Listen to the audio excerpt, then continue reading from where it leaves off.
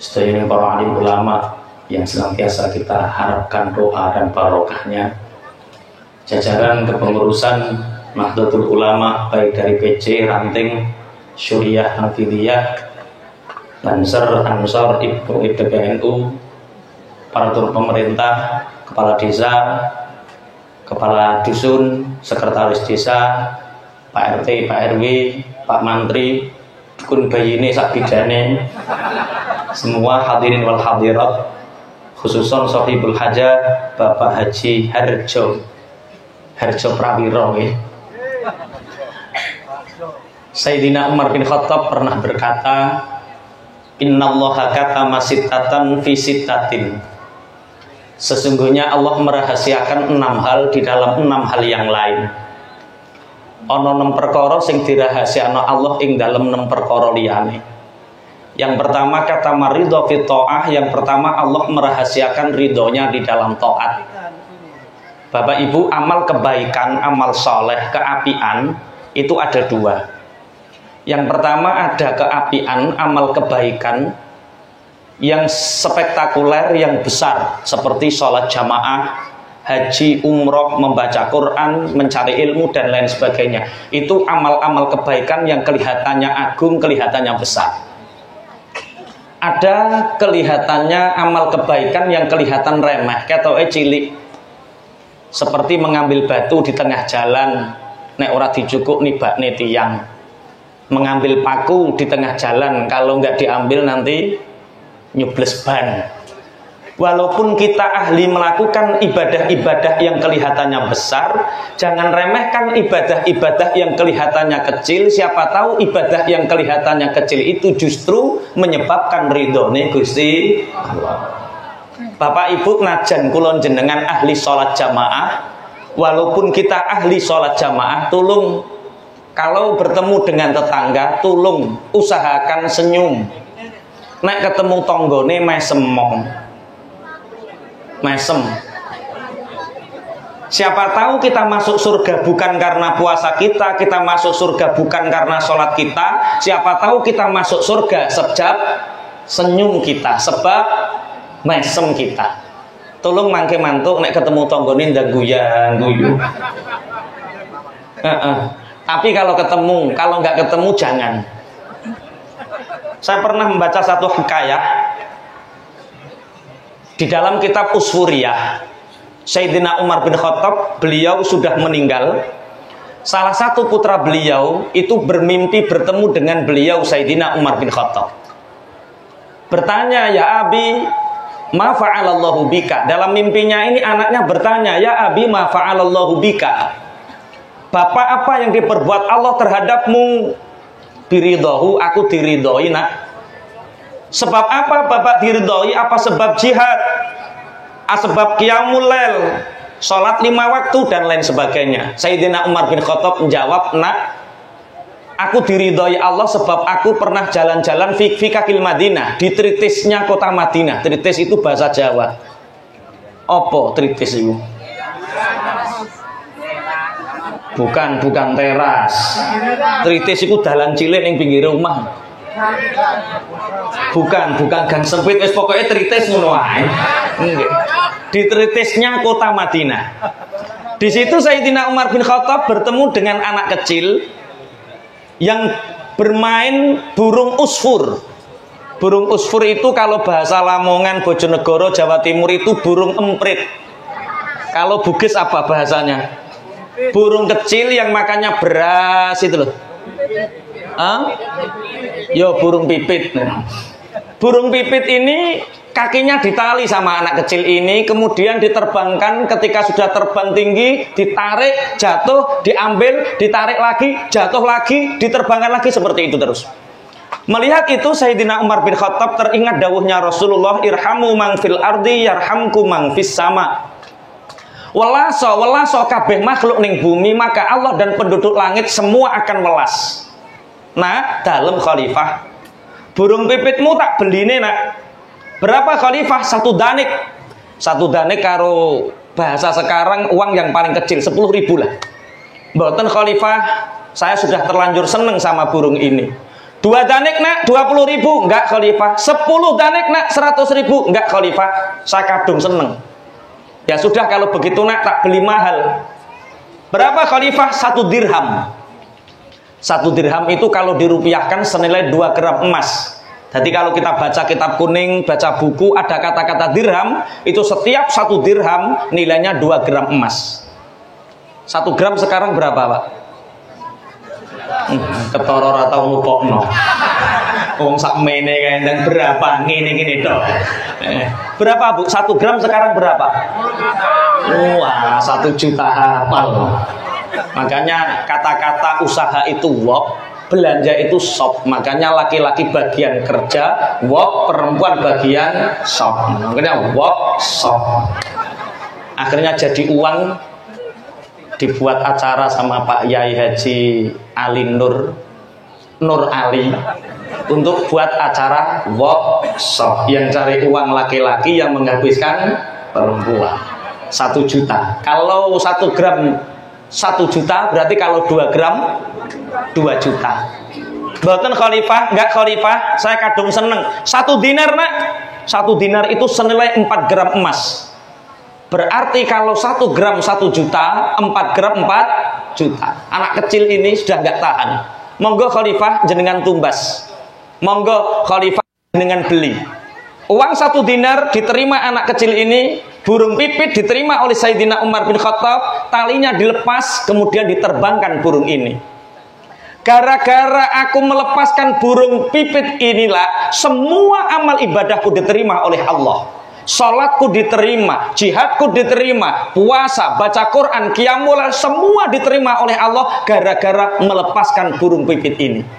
Jangan remehkan amal kebaikan yang kelihatannya kecil. Siapa tahu amal yang kelihatannya kecil itu justru menyebabkan ridhone Gusti. Besok kalau ingin praktek monggo. Kalau ada orang jualan burung sampan cegat, duwiti piro diterbangkan. Itu yang pertama. Apa uangnya?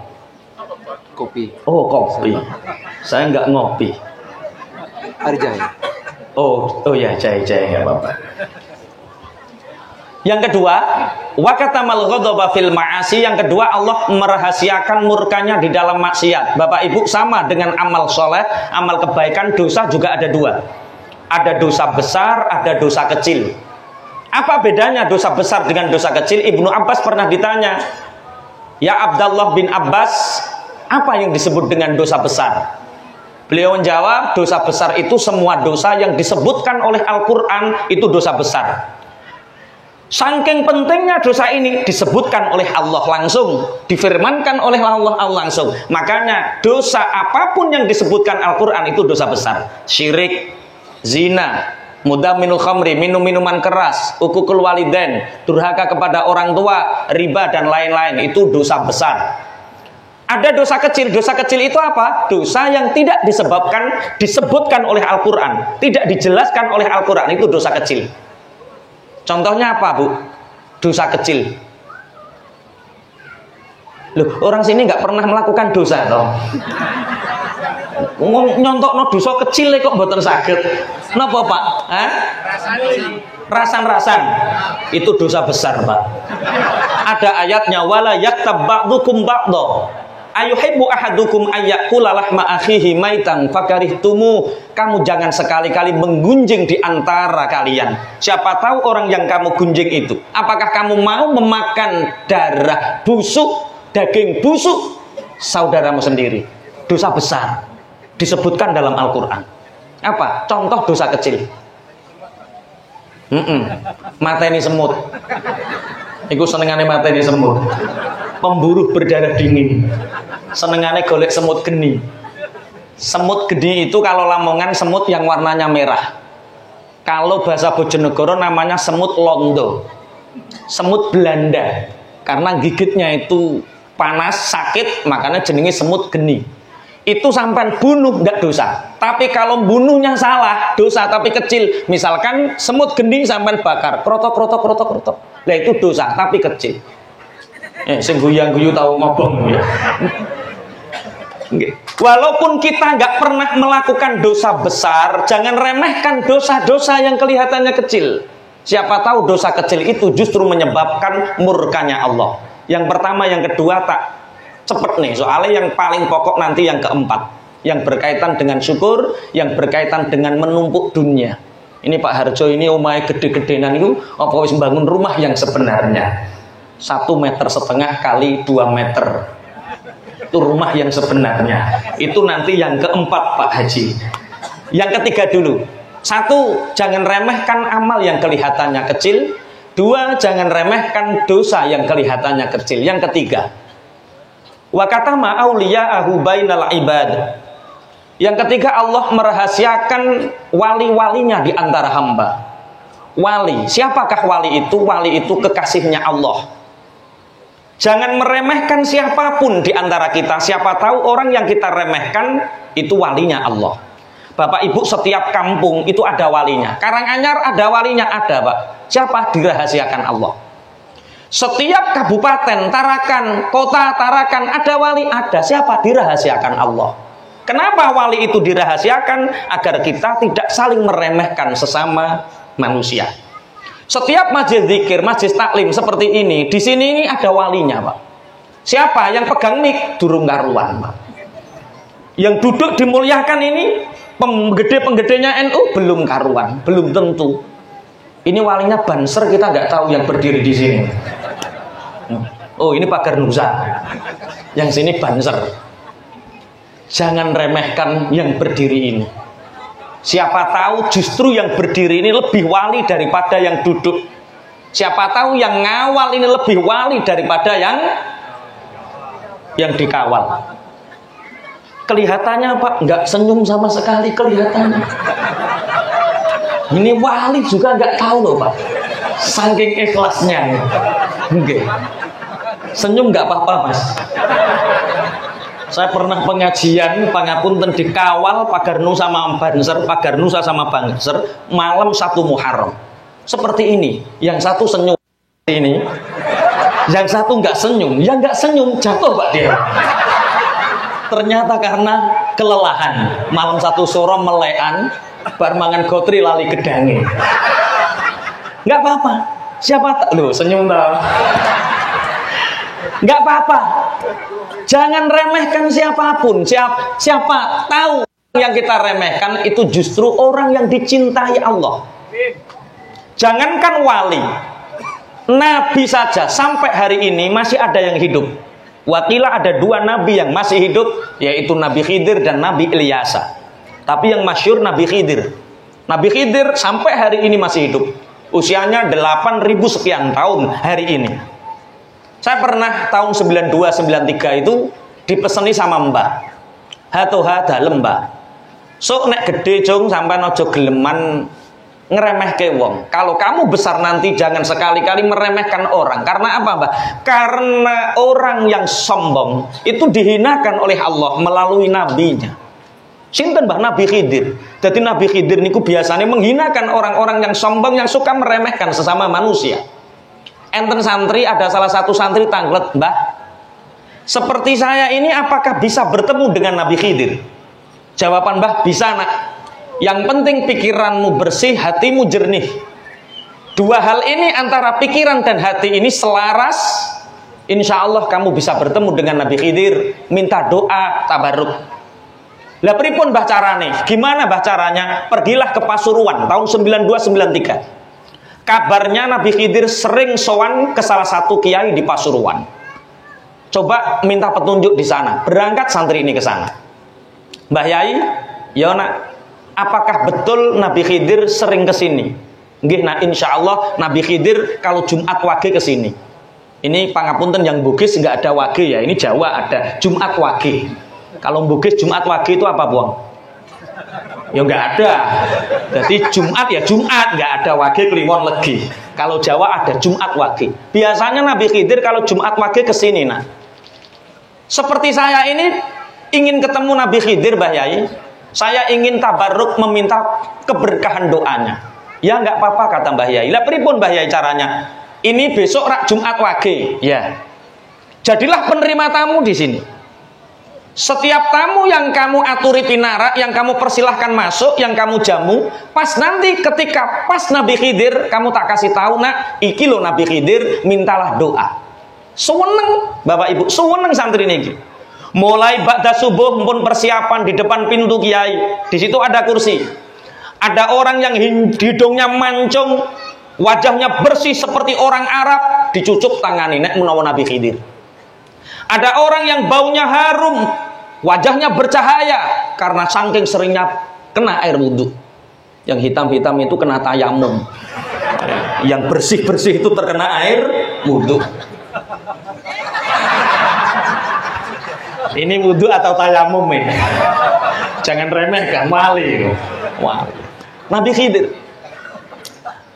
Setiap ada orang yang kelihatannya baunya wangi, harum, dicium tangannya.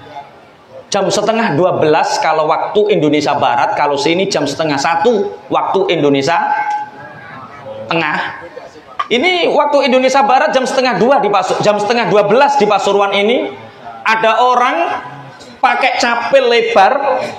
Capil itu bahasa Jawa lagi. Tolong dicermahkan kalau nggak bisa ya. Paham capil ya? Yo. Ada capil lebar, orang pakai capil itu ngemis di rumahnya kiai.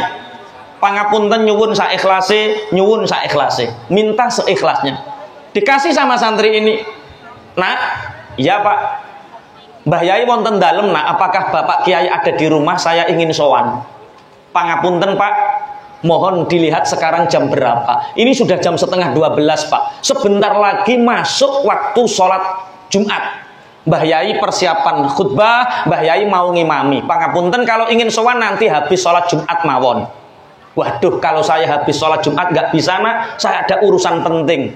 Saya tak sowan sekarang nak yo, saya tak sowan sekarang. Pangapunten Pak, pangapunten nggak bisa. Ya sudah nak, kalau nggak bisa, saya tak melanjutkan perjalanan saja. Monggo sampai lanjut ke perjalanan, sampai kan danani rodo angel ngoten. Sampai maghrib Bapak Ibu, sampai maghrib. Santri niki mboten ditimbali kali Mbah Yai, tidak dipanggil sama Mbah Yai. Beliau sowan sendiri. Matur, Mbah Yai, apakah Nabi Khidir sudah kesini? Sudah nak. Loh saya kok nggak diberitahu? Lah bagaimana saya mau memberitahu nak? Wong Nabi Khidir itu sampan usir, Nabi Khidir itu kamu usir nak, Nabi Khidir kamu usir, Nabi Khidir itu yang ngemis tadi nak, Nabi Khidir itu yang ngemis tadi. Santri niki kelenga-kelengo, ya Allah, ya Allah. Hati-hati Bapak Ibu, kalau ada besok ada orang ngemis, sampai tanya dulu Nabi Khidir apa bukan sampai. Soalnya ada orang itu hatinya kotor, pikirannya penuh dengan suudzon. Orang dari timur sana ada orang ngemis, nak cepet nak pintunya ditutup, cepet nak ada orang ngemis. Sesama manusia kita sudah kehilangan empati. Sesama makhluk kita nggak punya empati. Hati ini sudah sangat kotor. Orang-orang yang seperti ini nggak mungkin bertemu dengan Nabi Khidir. Anak ini susah, jangan sedih nak, kata Kiai. Lah pripun Mbah Yai, kula mboten saged didongakne Nabi Khidir. Enggak apa-apa, besok Jumat lagi kesini lagi. Tapi tolong hatimu ditata, pikiranmu ditata. Hati yang bersih, pikiran yang jernih. Jangan pernah meremehkan siapapun. Nggih Mbah Yai matur sembah nuwun. Jumat wage berikutnya Bapak Ibu santri niki juga masih pangapunten, jadi penerima tamu lagi. Ada orang yang mobilnya bagus, dicium tangannya, siapa tahu Nabi Khidir. Ada orang yang keningnya ini kapalen, bekas sujud, dicucup, siapa tahu ini Nabi Khidir. Ternyata karena entah lelah atau apa, santri ini Bapak Ibu tahu-tahu jam 10 pagi itu tertidur di depan rumah Kiai, tertidur di kursi. Jam setengah 12 ngelilir itu apa? Terbangun ya, terbangun. Ngelilir yo ngelilir wong ndi kae. Padha karo aku. Terbangun. Jam setengah 12 tiba-tiba santri ini terbangun. Tahu-tahu di teras rumah Kiai ini ada orang bawa 2 anjing masuk dalam teras rumahnya Kiai, iler. Air liurnya anjing ini kotos Pak. Wes kotos terjemah Pak nek iso Pak. Apa? Kotos itu menetes terus menerus itu loh. Anjing ini air liurnya kotos Pak. Santri ini tiba-tiba bangun, Pak. "Iya nak, apakah bapak nggak pernah ngaji TPA madrasah pak?" "Lah kenapa nak?" "Anjing ini air liurnya najis pak. Ini kalau nggak dibasuh air 7 kali, salah satunya dengan debu, nggak bisa suci. Mohon dimaafkan nak, saya mau minta izin untuk sowan ke rumah kiai." "Anjingnya dibawa pak?" "Iya nak, saya nggak bisa lepas dari anjing ini harus saya bawa ke rumah kiai. Pangapunten pak, kulo aturi ngertos jenengan." "Gimana nak?" "Anjing itu keringatnya najis, air liurnya najis. Ini bekas kakinya basah, najis pak. Najis kecil pak, mughaladhah najis besar. Ini kalau panjenengan masuk, anjingnya masuk, semua rumah kiai najis mughaladhah. Pangapunten pak, jangan merepotkan kiai pak. Nek perlu gandulan sarunge kiai. Kalau perlu membahagiakan kiai, jangan bikin repot kiai. Ya sudah nak, kalau nggak bisa ketemu ya sudah, lanjut." Bapak ibu sampai maghrib santri ini nggak dipanggil sama Mbah Yai. Piyambake sowan matur menghadap sendiri, "Mbah Yai, apakah Nabi Khidir sampun mriki? Apakah Nabi Khidir sudah sowan ke sini?" "Sudah nak." "Lah kula kok mboten jenengan bejani? Lah saya kok nggak kasih tahu?" "Lah bagaimana saya cara ngasih taunya nak? Wong Nabi Khidir kamu usir." "Nabi Khidir itu yang bawa anjing tadi nak. Nabi Khidir itu yang bawa anjing tadi." Santri ini kelengah-kelengok. Kelengah-kelengok itu tolak-toleh. Kelengah-kelengok, tolak-toleh. "Mbah Yai, ya nak, bolehkah saya bertanya?" "Ya nak, monggo silahkan." "Masa Nabi Khidir ngemis? Masa Nabi Khidir bawa anjing yang najis? Padahal saya sering Mbah Yai baca kitab-kitab kewalian. Di situ diterangkan di dalam bab aulia bahwa syarat untuk menjadi wali itu harus mulazamah alat toharah, harus selalu dalam keadaan suci. Batal wudhu saja nggak boleh, apalagi bawa anjing." Menurut Mbah Kulo, menurut kakek saya, Mbah Yai Pasuruan itu nggak pernah marah, mboten nate duka. Tapi ditanya seperti itu, matanya marah, matanya merah menahan marah, pipinya merah pak. Karena apa? Ada emosi luapan pak. "Enak, tak kasih tahu kamu." "Nggih Mbah Yai." Nek Nabi Khidir ngemis itu bukan berarti Nabi Khidir melakukan dosa, enggak dosa. Nabi Khidir ngemis itu hanya ingin menghilangkan izzatun nafsi, hanya ingin menghilangkan pangkat-pangkat duniawinya, biar dia tidak kelihatan seperti orang pangkat, biar dia kelihatan seperti orang biasa, tidak dosa. Kalau air liurnya anjing, kalau keringat bekasnya anjing, itu bisa disucikan dengan air, dengan debu. Tapi najisnya hatimu dari sifat sombong, congkaknya hatimu dari kesombongan, itu gak bisa disucikan walaupun dengan 7 air laut. Paham napa mboten ngoten niku? Maksudnya kiai ini tanya sama santri, paham napa mboten mboten? Kok sampean malu jawab paham? Sing nyeneni sampean niku sapa? Mu aku ra nyeneni sampean kok sampean paham. Jangan remehkan siapapun. Siapa tahu orang yang kita remehkan itu justru orang yang dicintai oleh Allah, justru itu adalah walinya Allah. Allahumma shalli ala Muhammad. Ini pangapunten, nanti sampai jam berapa? Sampai subuh. Betah jenengan? Nggih, sampean dhewe ning kene aku tak mantuk. Mboten, kalau memang boleh agak lama, saya ingin cerita tentang kewalian lagi.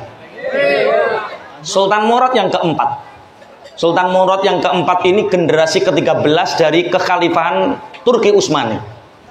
Bapak Ibu, Sultan Murad dan pejabat-pejabat kekhalifahan dalam pemimpinan Sultan Murad saat itu punya kebiasaan. Apa kebiasaannya? Sultan Murad itu jamaah sholat isya awal. Setelah sholat jamaah isya beliau sholat ba'diyah. Setelah itu sholat sunat mutlak. Setelah itu biar tidur. Kenapa pejabat saat itu tidurnya sore? Karena nisful lail, tengah malam, para pejabat saat itu bangun, sholat, munajat kepada Allah, berdoa mendoakan seluruh rakyat yang dipimpin saat itu. Sekarang juga seperti itu ya, para pejabat tidurnya sore terus malam. Ya, masih seperti itu ya. Nah, alhamdulillah. Mirip-mirip Turki gini berarti. Masih alhamdulillah. Jadi pejabat itu tidurnya sore, Kemudian nisful lail, tengah malam bangun, mendoakan dirinya sendiri, lalu mendoakan seluruh rakyat yang diimpinya sampai subuh. Itu perilaku pejabat-pejabat saat itu. Alhamdulillah ditarakan sampai hari ini masih berjalan. Alhamdulillah. Alhamdulillah masih. Itu kalau ilmu hipnotis, kata Pak Nur Ali, walaupun belum terjadi, katakan. Walaupun belum terjadi, katakan sebentar lagi terjadi. Amin. Nanti Pak RT nggak tidur-tidur ini kelihatannya. Tapi aneh Bapak Ibu, malam itu Sultan Murad nggak bisa tidur. 9 malam nggak bisa tidur, jam setengah 10 malam nggak bisa tidur, jam 22 nggak bisa tidur. Kalau bahasa Bojonegoro nggak bisa tidur itu namanya kancilen. Kalau Tarakan namanya apa? Mecicil. Nggak bisa tidur itu apa bahasa Indonesianya? Kancilen itu. Biasanya ya tidur terlelap, lelap, nikmat. Tapi kalau tiba-tiba nggak bisa tidur, ketap-ketip itu kancilen. Kalau sini apa? Ya sami ngono ya. Ini kok saya nggak bisa tidur, kenapa? Kata Sultan Murad. Diberi waktu tenggang setengah jam. Kalau nanti setengah 11 saya masih nggak bisa tidur, ini ilham dari Allah bahwa ada sesuatu yang terjadi di negara, di tempat yang saya pimpin. Betul, ditunggu setengah jam nggak bisa tidur, beliau keluar. Ini pasti ada sesuatu, ilham dari Allah. Hei Sultan Murad, ada kejadian di negaramu. Keluar dari istanamu, lihat, tengok rakyatmu. Nah ini bisa. Pangapunten kalau di sini ada Pak RT nggak bisa tidur, tolong Pak RT keluar, kemudian puteri umeti rakyat sing sampean pimpin gitu umeti. Siapa tahu ada maling. Kok sampean sudah berkeliling nggak ada maling, keliling. Siapa tahu ada kebakaran. Kok 2 kali masih nggak ada maling, nggak ada kebakaran, sekali lagi disempurnakan 3 kali. Kok nggak ada apa-apa? Oh berarti ada orang yang demenan sampean nggak ngerti Pak RT. Ini Puang bingung, demenan itu apa? Browsing, nanti keluar. Selingkuh Mas, selingkuh. Sultan Murad, betul dia keluar dari kerajaannya. Ternyata Bapak Ibu betul ada kejadian di samping got, di samping sungai kecil itu ada orang meninggal. Di situ dikerubuti banyak orang pakai jubah, kopiahnya warnanya putih semua, orang-orang soleh mengkerubuti, tapi nggak ada yang mau memandikan, nggak ada yang mensolatkan. Sultan Murad janggal, Pak, ya Khalifah, dalam Khalifah, ini ada orang meninggal, kenapa nggak segera dimandikan, nggak segera disolatkan? Pangapunten Khalifah, kita ini orang soleh, kita ini orang baik, sedangkan mayit niki Khalifah yang meninggal ini ahlul fusak, orang yang suka berzina, orang yang suka mabuk-mabukan. Ini biar jadi pelajaran Khalifah, cukup orang-orang ahli fasik seperti ini nggak usah disolatkan, nggak usah dimandikan, biar kapok dia. Tapi tolonglah kiai-kiai NU seperti ini, yang di sini jangan yang seperti di Turki itu. Kita niat ada orang fasik meninggal, tetap dimandikan. Niat kita untuk apa? Menjaga syariat. Kalau ada orang yang suka mabuk, kemudian kiai-kiai NU terus, wes, ora usah langsung digelundungke, rasa disolati, dimandikan misalkan. Kalau kiai ada orang fasik nggak mau merawat, nggak mau tajhizul mayyit, maka yang terjadi adalah orang-orang fasik nanti bersatu. Kalau ustadznya nggak mau, kiainya nggak mau, ya sudah kita mandikan sendiri. Lah pakai apa? Pakai bir bintang sekalian. Tambah repot Pak jenengan Pak. Jadi niat kita itu untuk apa? Untuk menjaga syariat. Apa kata Sultan Murad? Ya sudah, sampai ini orang-orang baik, orang-orang soleh. Siapa tahu di antara keluarga mayit ini ada yang mau merawat, ada yang mau memandikan dan mensolatkan. Prajurit, dalam Khalifah, ayo kita bawa ke keluarganya. Dibawa, kalau dulu namanya sekeduk. Sekeduk itu unta, kendaraan unta dikasih rumah kecil, mayitnya dimasukkan ke namanya sekeduk. Kalau sekarang mobil. Bu, pangapunten Bu, misalkan panjenengan usianya 40 tahun. Wanita usia 40 tahun itu masih kelihatan cantik, nikah lagi masih laku, punya suami suka mabuk.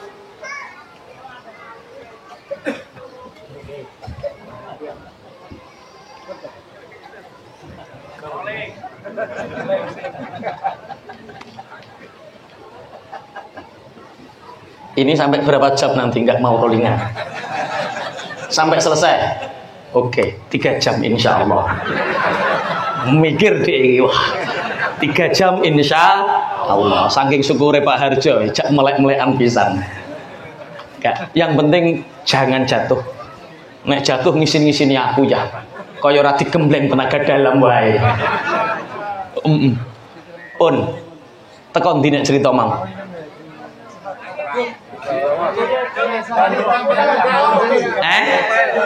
Tahun tinggal meninggal.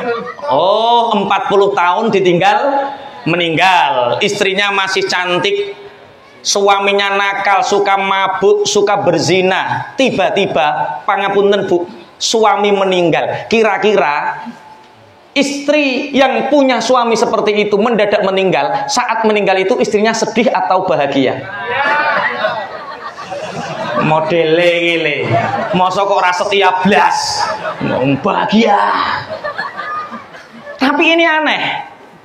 Ketika datang Sultan Murad membawa mayat ini, ibu-ibu dalam khalifah, suami panjenengan meninggal, Inna lillahi wa inna ilaihi raji'un. Ya hasratah, ya wailah, ya waliyallah. Duh nelongso uripku, nelongso rugi hidupku. Aku ditinggal mati walinya Allah, aku ditinggal mati kekasihnya Allah. Sultan Murad janggal Bu, dalam khalifah. Orang satu kampung gak ada yang mau memandikan, gak ada yang mau mensolatkan. Kok tiba-tiba panjenengan mengatakan suami panjenengan ini wali? Betul khalifah, suami saya ini walinya Allah. Saya saksinya, Allah sendiri saksinya. Wa kafa billahi syahida. Cukup Allah yang menjadi saksinya. Ya apa yang dikerjakan oleh suamimu Bu? Begini khalifah, suami saya itu tiap hari kerja khalifah. Misal tiap hari ini 200.000. Ini dibagi 3 khalifah. Yang sekitar 50.000 ini untuk saya dan keluarga, nafkah dan tabungan. Yang 150.000 dibagi 2 khalifah. Yang 75.000 beliau habis jamaah sholat maghrib bawa jerigen. Kemana? Ke toko warung yang di situ jualan minuman keras, arak. Pas wayah di warung beli arak, beli khamr, minuman keras 75.000, dapat 1 jerigen. Ketemu sama tetangganya, Pak, iya Lek. Lah kok arak? Iya. Mendem, mau weneng Pak. Ayo bareng-bareng lo, enak, rame-rame. Gak, ini buat saya sendiri. Medit Pak, medit ya wis. Pulang. Ada orang yang sedang mabuk di jauh sana bergerombol, Lek kesini Lek, joinan Lek, joinan. Sing guyu tahu joinan gitu ya. Langsung sampai ke rumah. Sampai ke rumah khalifah, pintu dikunci, jendela dikunci, nggak ada yang tahu kecuali saya khalifah. 1 jerigen arak minuman keras ini dibawa ke belakang rumah, kemudian ditumpahkan, dilempar, dibuang di got. Beliau mengucapkan, Bu, alhamdulillah malam ini kita bisa menyelamatkan beberapa orang muslim untuk tidak meminum arak ini. Lah kemudian yang 75.000 dikemanakan Bu? Yang 75.000 itu dibawa ke lokalisasi, ke tempat pelacuran. Gak paham. Nggon upruan ngoten niku lho. Napa jenenge ya? Iku wong ndi muni lonte yo. Malang gitu iku jelas. Nek Bugis apa Bugis yo? Ya pokoknya ke tempat pelacuran ya. Tapi pangapunten khalifah berangkatnya agak malam karena hanya 75.000. Kalau 1 juta agak sore ya berani. Sampai di tempat lokalisasi, di tempat pelacuran, ada yang masih nganggur. Saya Pak, hanya segini 75.000. Nggak apa-apa Pak, saya tak mapan di mana? Ah jangan di sini, nggak enak. Lah di mana Pak? Di rumah saja. Istri Bapak nggak usah mikir istri. Pulang Bapak Ibu bawa perempuan tetangga kanan kiri Pak, umur karek sak gongan kakan setilah. Diam Pak, diam. Nggak nyaut, ada yang ghibah tetangganya. Itu kalau dia punya uang 80 juta pasti ke Surabaya itu. Yang nggak tertawa nggak punya paketan dia. Kurang upgrade berita. Sampai rumah khalifah, Sampai rumah, pintu dikunci, jendela dikunci, pelacur ini dimasukkan ke dalam kamar, dikunci dari luar. Beliau, suami saya, tidur sama saya, Pak Khalifah. Beliau mengatakan, alhamdulillah Bu, malam ini kita bisa menyelamatkan beberapa orang muslim untuk tidak berzina dengan satu pelacur ini. Sebelum subuh dikeluarkan, dikasih uang, suruh pulang tanpa disentuh. Saya sudah matur Khalifah, Pak, kalau seperti ini terus Pak, orang memandang Bapak orang yang sangat hina, suka mabuk, suka melacur. Sewaktu-waktu Bapak meninggal, siapa yang mau memandikan Bapak? Siapa yang mau mensolatkan Bapak? Apa jawabnya? Bu, nggak usah khawatir. Allah nggak pernah tidur, Allah nggak pernah ngantuk. La ta'khudhuhu sinatu wala naum. Sewaktu-waktu aku meninggal Bu, nanti Sultan Murad sendiri yang akan mensolatkanku. Sultan Murad sendiri yang akan memandikan jenazahku. Gak usah khawatir.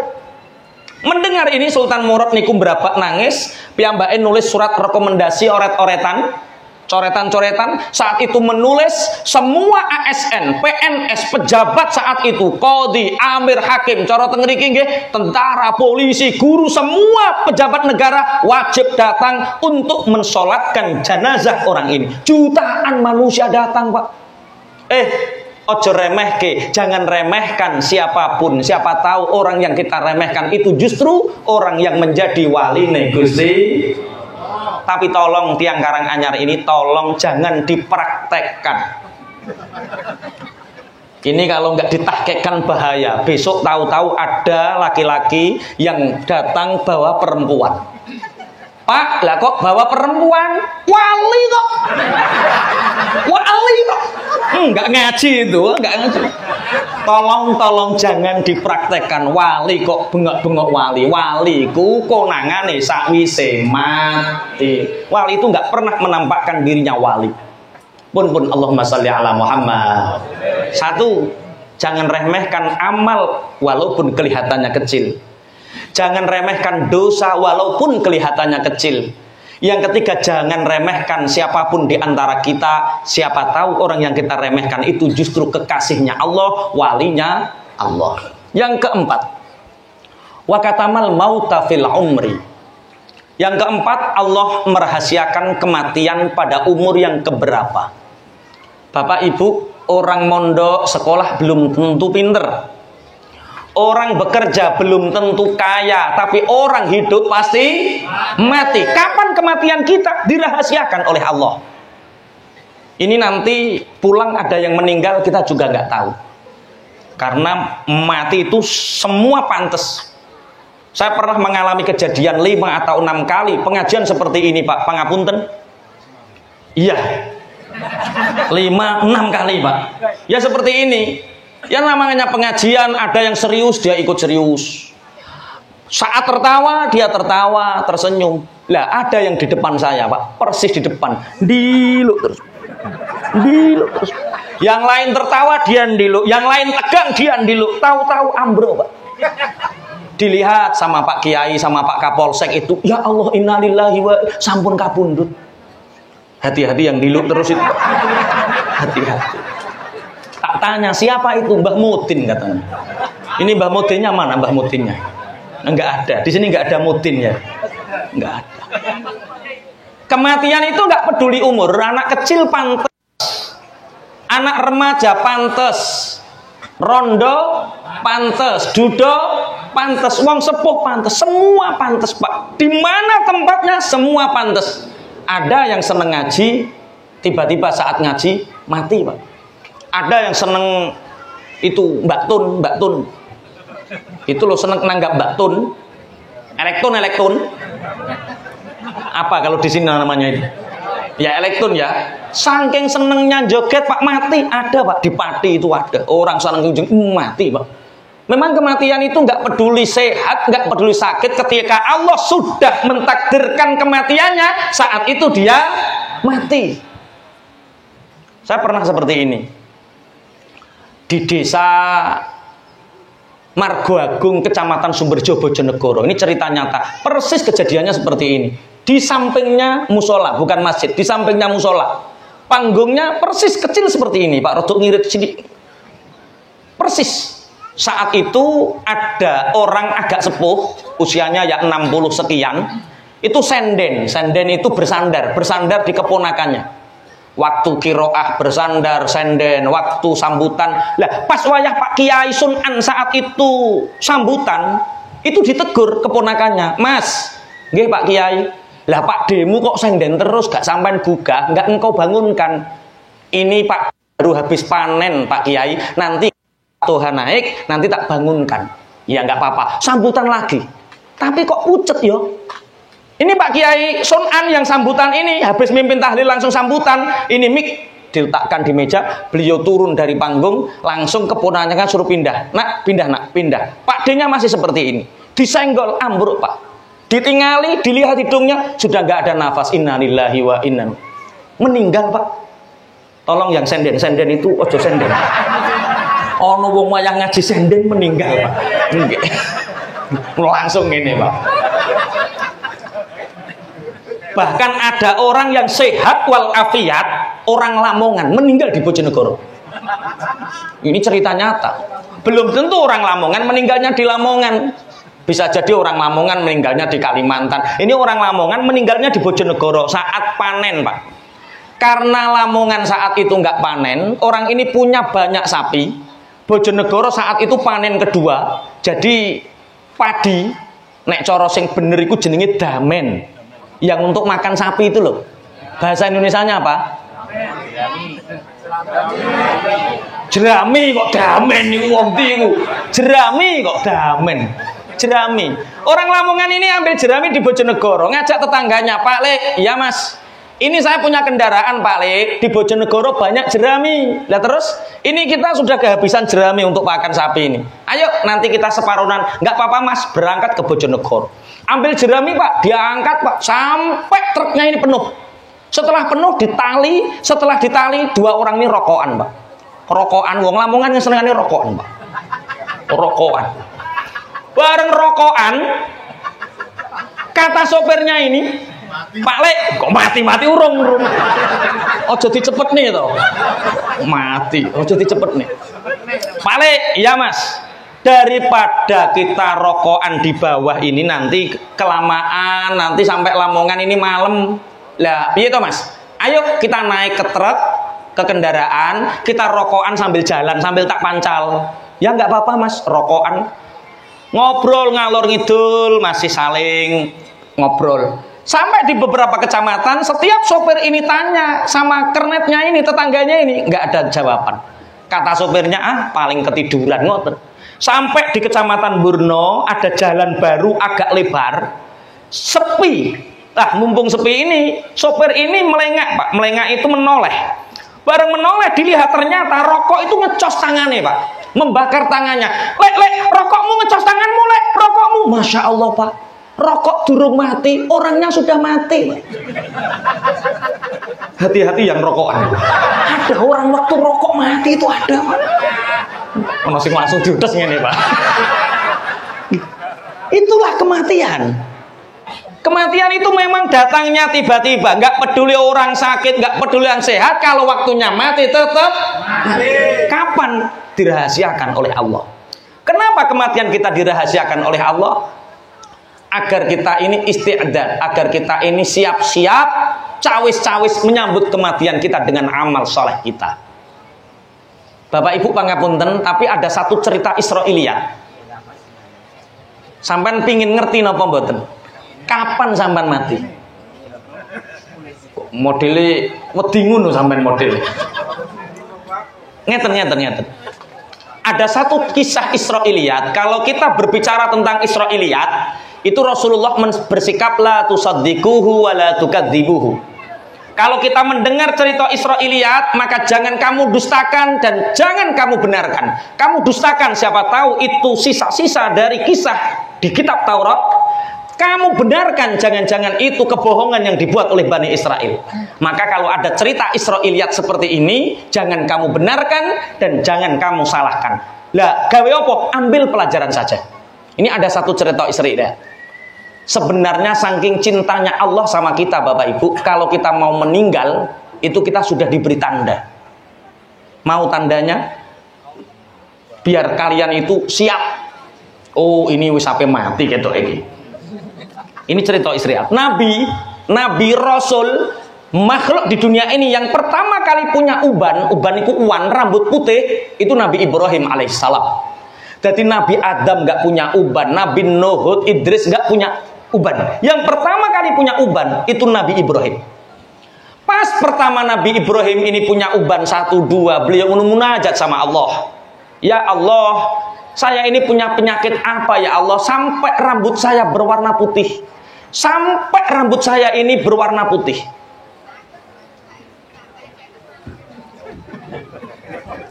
Keringat. Iya. Keringat itu tanda sehat, Allahumma. Tapi sehat nggak menjamin hidup lama. Nanti tak cerita nih, ada orang sehat mati juga. Sampai mana tadi? Nabi Ibrahim munajat sama Allah. Ya Allah, saya ini punya penyakit apa ya Allah sampai rambut saya berwarna putih. Dalam munajatnya Nabi Ibrahim diberi firman oleh Allah, wahai Ibrahim, itu bukan penyakit. Huwa asyaib, itu adalah uban. Wa dhaiful a'zam, dan itu adalah tamu yang agung. Wa rasuli, dan itu adalah utusanku. Utusan untuk apa ya Allah? Utusan untuk mengingatkanmu antal maut. Utusan untuk mengingatkanmu wahai Ibrahim, engkau akan mati. Jadi Bapak Ibu, uban itu setiap hari bengok-bengok, teriak-teriak kamu akan mati. Ini kalau satu teriaknya masih kamu akan mati, ada jeda, kamu akan mati.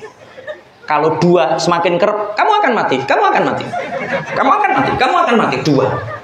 Kalau 3, cepat kamu akan mati. Kamu cepat. Kalau jenggotnya semua sudah beruban, Pak, itu sudah digriseni sama Allah itu, Pak. Itu sudah digriseni, kamu akan mati. Kamu colok, Pak. Apa digriseni itu ya? Napa, Pak? Digriseni itu bukan dikesusoni. Ya pokoknya ya wis ngono lah. Oh pokok bahasa Indonesia no kabeh ya repot, Pak. Ya seperti itu, digriseni. Diingatkan dengan cepat, itu namanya digriseni.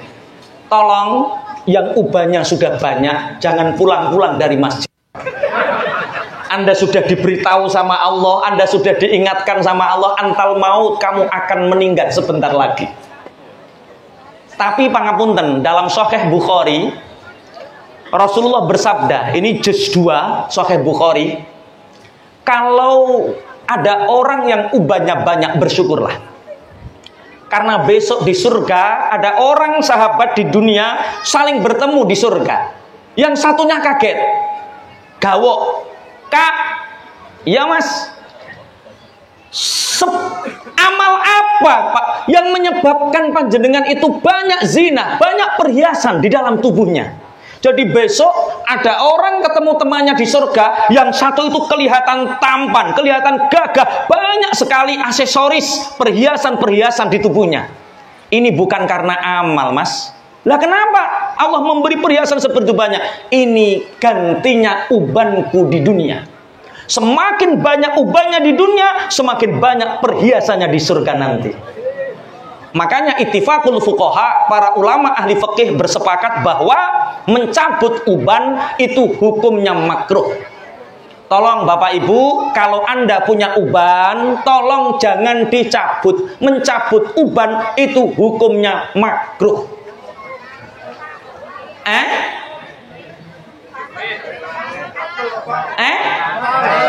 Gatel.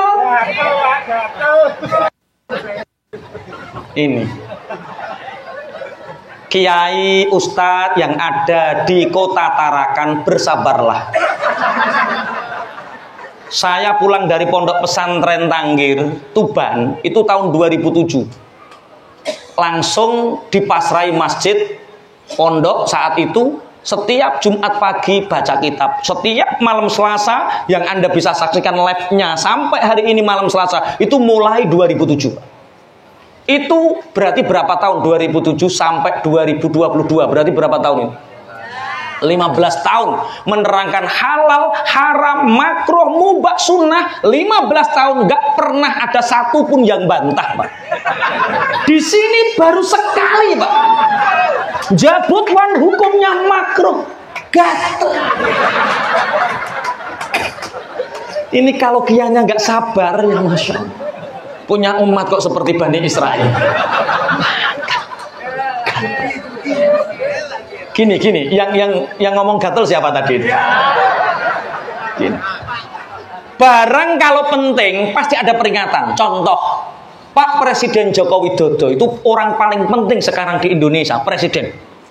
Misalkan ada kabar Kota Tarakan mau dihadiri Pak Presiden, apa yang terjadi? Bandara penuh, polisi, tentara, perapatan, lampu merah, polisi, tentara. Karena apa? Orang penting mau lewat. Ketika lewat dikasih peringatan, tiu. Orang penting mau lewat. Kematian itu penting, Pak. Makanya orang mati masuk ambulan dikasih tanda apa? Tiu sama. Kita orang NU, Pak. Ngaji tidak hanya terjemah, tapi pasti ada usul fikih, kaidah fikih. Ada dalam kaidah fikih hukmul wasail ka hukmil maqasid. Hukumnya lantaran itu sama seperti hukumnya tujuan. Kalau memang kematian itu penting, maka yang mengingatkan kematian itu juga penting. Uban ini mengingatkan kematian. Berarti uban ini sangat penting. Saking pentingnya sama Allah dikasih peringatan. Apa peringatannya? Gatel. Sampeyan nek ora dikai gatel ora ngerti nek wanen sampean. Ki opo kok gatel men? Ya Allah kok gatel bareng ngilonan. Bercermin inna lillahi wa inna. Kenapa, Bu? Pak, uban saya semakin banyak. Ternyata saya mau mati. Wes, ndang ngomong neh. Ya ora ngono kok tarik pemahaman sing krasa gatel mati ya ora. Gini. Terus apa sisi tujuan kematian itu? Bapak Ibu, kita itu dulu pernah tidak ada. Kemudian kita ada di dunia ini. Sebentar lagi kita tidak ada lagi. Sebenarnya bukan kematian. Sebenarnya bukan tidak ada. Hanya berpindah. Rasulullah Shallallahu Alaihi Wasallam bersabda, "Ju'alakumul abadu illal intiqal." Kalian itu ketika diciptakan oleh Allah sebenarnya abadi. Hanya saja berpindah satu alam ke alam yang lain. Pertama kali kita diciptakan oleh Allah di zaman azali namanya alam arwah. Hanya Allah yang tahu, hanya Allah yang pirsa. Kemudian kita beralih alam lagi di alam kandungan. Di alam kandungan, kemudian beralih lagi ke alam dunia. Sebentar lagi kita akan berada di alam barzah. Setelah di alam barzah terjadi kiamat, kita akan masuk di alam akhirat. Kenapa harus pindah? Untuk menyempurnakan nikmatnya terhadap orang mukmin. Bapak Ibu, alam itu dari alam azali ke alam kandungan. Pangapunten, alam kandungan ini sempit atau luas? Luas. Bagi yang mengalami. Bagi orang yang di dunia kelihatannya sempit, bagi yang mengalami iso gulung kuming ning kene. Ibunya renang dia tidak terlelap, kok kelelep loh, kok terlelap tidur. Kemudian setelah di alam kandungan lahir di alam dunia. Pangapunten, alam dunia ini luas atau sempit?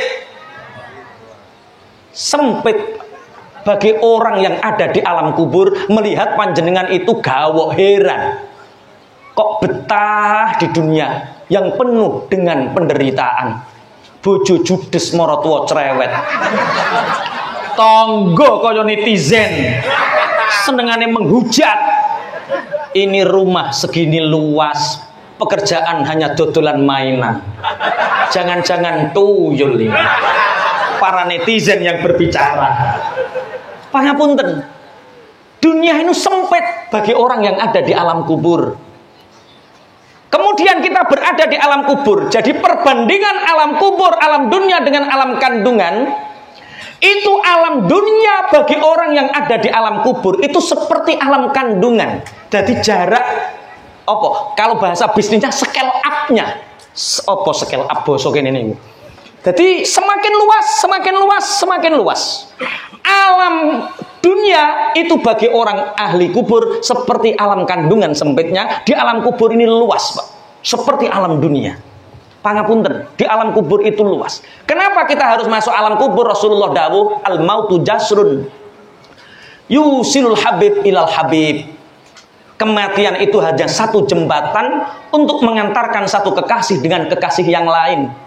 Jadi Allah ingin menyempurnakan nikmatnya terhadap kita sebagai orang mukmin. Di alam kubur itu nggak ada bojo cerewet, nggak ada morotuwo judes, nggak ada netizen togo sing celutak. Di alam kubur itu kita bertemu dengan semua kebaikan. Allahumma amin. Jadi ngeten.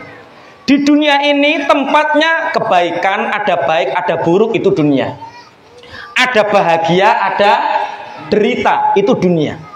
Di alam kubur nggak ada penderitaan bagi orang mukmin. Di sana hanya orang-orang baik yang bertemu dengan kita, bertemu Allah, bertemu Rasulullah, bertemu dengan amal kita. Suweneng wong ning alam kubur. Sampai Sayyidina Khalid bin Walid mengatakan, malam terindah bagiku adalah malam kematianku.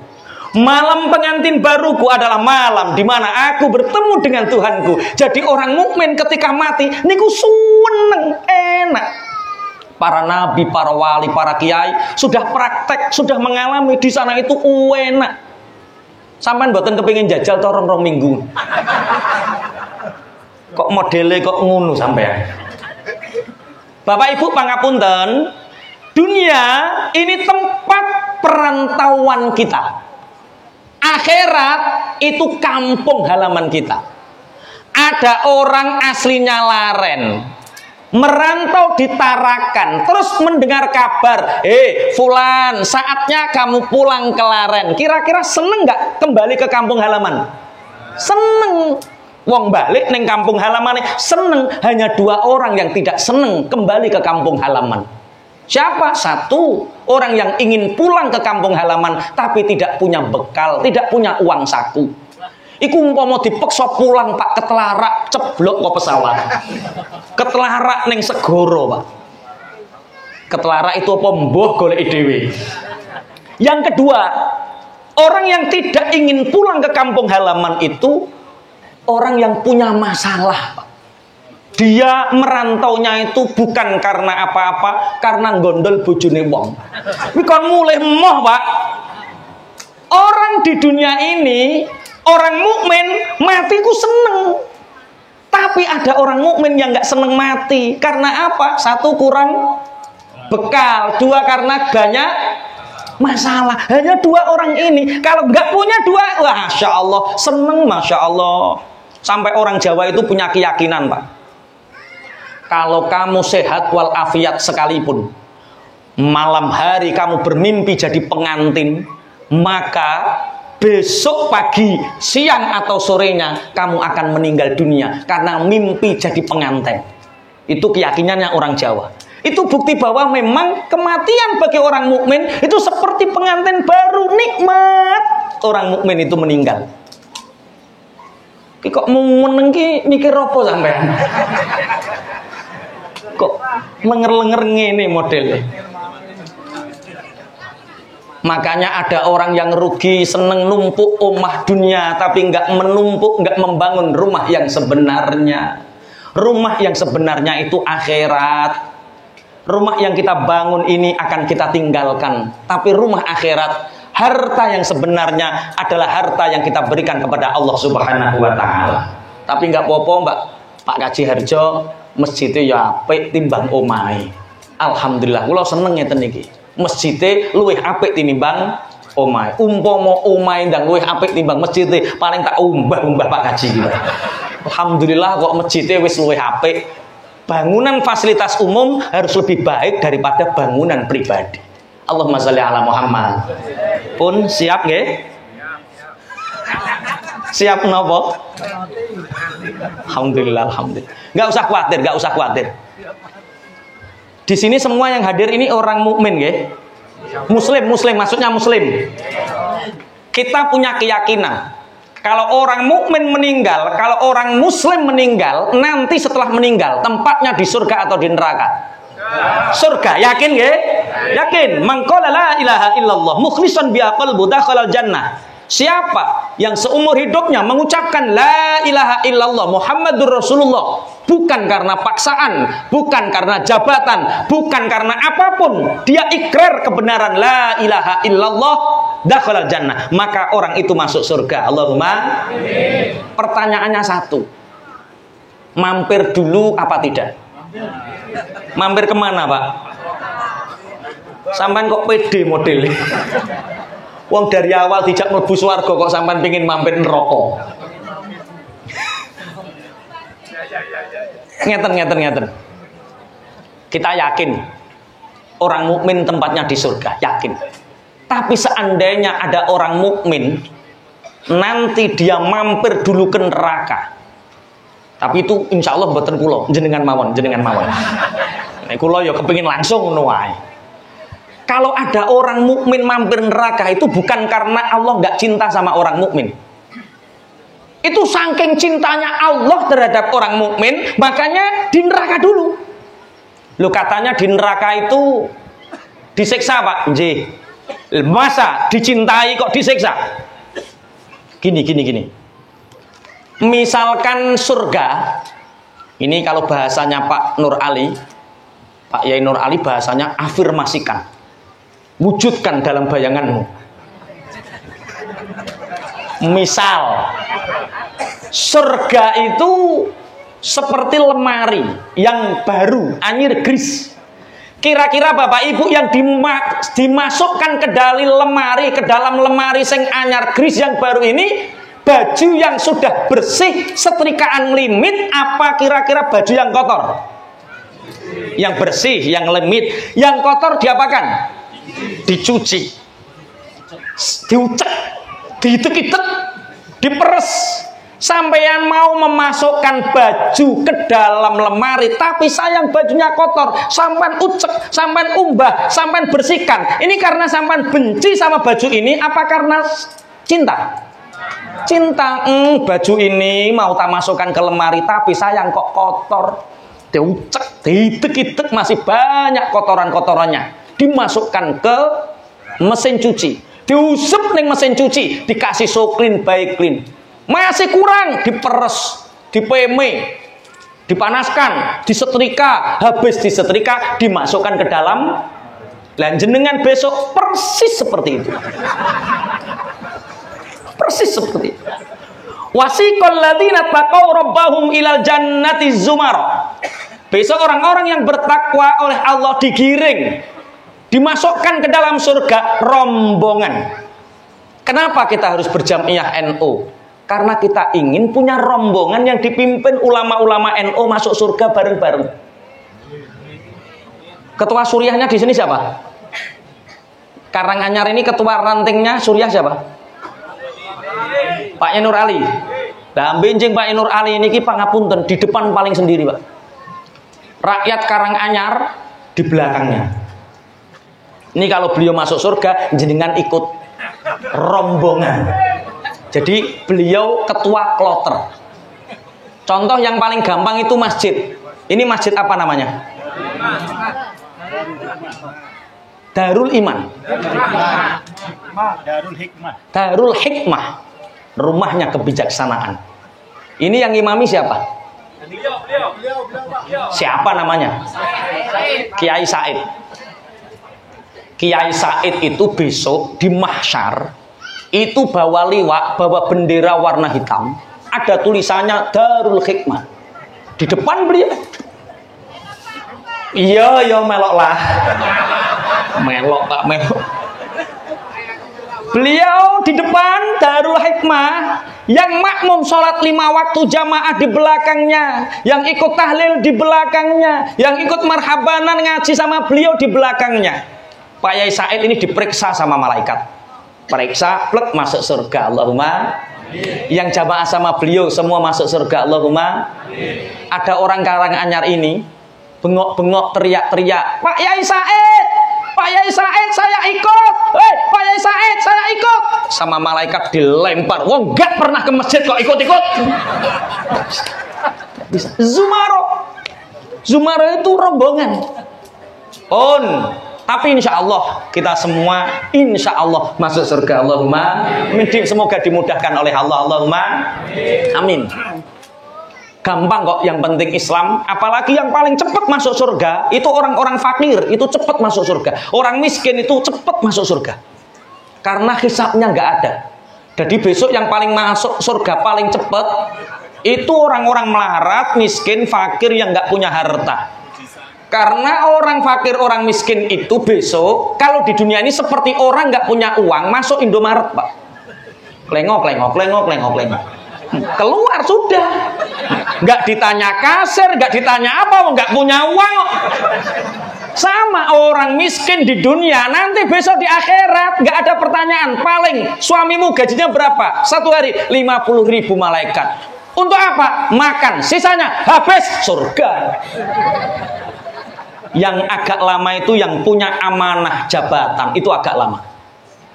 RT itu agak lama, Pak. RT itu agak lama. Kok acur. Soalnya dia punya tanggungan orang berapa ratus kakak yang dia pimpin. Dia harus punya rasa adil, harus punya selesai masalahnya. Jadi besok RT itu nganjir itu berdiri. Ini orang satu RT selesai. Ada 1-2 yang bermasalah nggak selesai, lama ini RT. Kemudian ditimbang gaji sama paidunane tonggo. Bahasa Indonesia kan paidunane tonggo. Wah, komentar netizen. Nah, gaji sama komentarnya netizen ditimbang. Kira-kira besar mana? Komentar. Gede paidunane tonggo. Akhir blek Pak RT langsung mlebu surga. Allahumma amin. Bareng giliranin jenengan. Malaikat, kenapa saya ditahan? Saya ini jamaahnya Pak Yai Said. Ada catatannya. Kenapa ditahan? Saya juga ikut tahlil. Iya, ada catatannya. Kenapa saya ditahan? Kamu punya dosa yang belum diampuni. Apa malaikat dosa saya? Medit, pelit. Ada acara makannya paling banyak, nggak mau ikut urunan. Contoh misal. Ya tidak harus seperti itu. Ya terus nek mangan aja lereni kok, langsung kok lereni ngene. Itu contoh. Akhirnya orang pelit ini sama malaikat dipukul. Untuk apa? Dosa pelitnya biar jatuh. Dipukul biar dosanya jatuh. Ini cinta apa benci? Cinta. Dipukul, didek-dek, gak bersih-bersih, masukkan neraka. Cuma di neraka gak ada soklin baik clean. Onone kelabang kores kolo jengking diperes, dibakar, habis dibakar dipanaskan, dipeme, habis disetrika, habis disetrika dimasukkan kok lemar ya. Wis wayahe swarga kok lemah. Ini yang dimaksud kalimat tauhid la ilaha illallah Muhammadur Rasulullah. Itu diganti dengan uang semiliar, diganti dengan uang ratusan triliun, diganti dengan dunia seisinya, apapun tidak ada yang bisa sebanding dengan beratnya timbangan kalimat tauhid la ilaha illallah. Sebesar apapun ujian kita, jangan pernah untuk murtad. Sebesar apapun ujian penderitaan hidup, jangan pernah ingin bunuh diri. Jaga iman, karena iman la ilaha illallah tidak bisa dibandingkan dengan apapun. Allahumma sholli ala Muhammad. Ini jam 10:30. Tadi saya naik itu jam 10.10.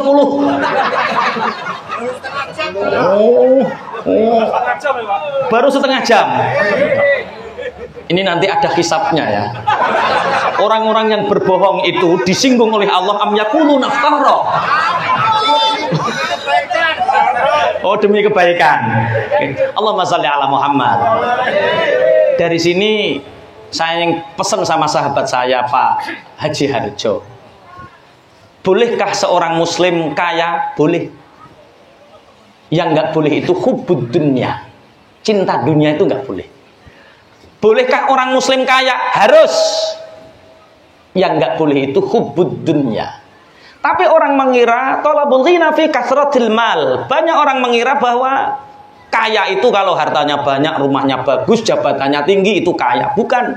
Walakinnal ghina fil qanaah. Tetapi kaya yang sebenarnya itu di dalam hati yang ridho, hati yang menerima pemberian Allah apa adanya. Bapak Ibu, saya yakin semua orang ingin kaya. Yang pegang mic ingin kaya. Banser ingin kaya? Insya Allah tenanan gitu. Insya Allah ingin kaya. Semua ingin kaya. Yang hadir di sini tukang sone, tukang MC, kabeh ingin kaya. Tukang kabeh pingin sugih. Jangan engkau kira kaya itu harta yang banyak, melimpah. Bukan. Kaya yang sebenarnya itu hati yang qanaah. Kalau ada orang mengatakan, wes sugih lho nggopo, untuk apa kaya, paling kita itu ya seperti ini, tidur makan roh mati dewi. Kalau ada orang yang mengatakan seperti itu, sebenarnya dia sudah ingin kaya itu lama tapi nggak kaya-kaya. Itu namanya orang katok. Orang katok itu apa ya? Ya orang capek. Bapak Ibu, sebenarnya kita sudah sangat kaya. Dibandingkan dengan orang-orang zaman dahulu, kita sudah sangat kaya. Apalagi orang-orang perantauan seperti ini dulu pernah merasakan. Saya pernah meneliti, Pak, di Kalimantan, Sumatera, Sulawesi, itu rata-rata orang merantau itu karena 3 hal. 1, karena utang. Kok guyu ke sing diutang ya? Wong merantau itu 1 karena utang, nomor 2 karena wirang. Wirang itu pocongan lurah ora dadi terus minggat. Nyalek ora dadi terus minggat, ini wirang. Utang wirang sing nomor 3 kurang. Jadi daripada kita di Jawa miskin, ya sudahlah merantau akhirnya sampai di Tarakan bisa mengubah nasib. Allahumma amin. Itu wirang, utang, kurang. Dulu kita pangapunten, mungkin bisa dikatakan kurang, tapi hari ini kita bisa lihat rumah mewah sekarang. Dulu rumah sekedar bambu, Pak. Rumah kita itu dulu bambu, masya Allah bambu. Kalau ada anak yang jadi pengantin baru, teman-temannya tidur di musola, nggak ada yang bisa tidur. Loh. Mantan pengintipan. Iya, maklum. Wong NU kan senengane nginceng. Ru'yah.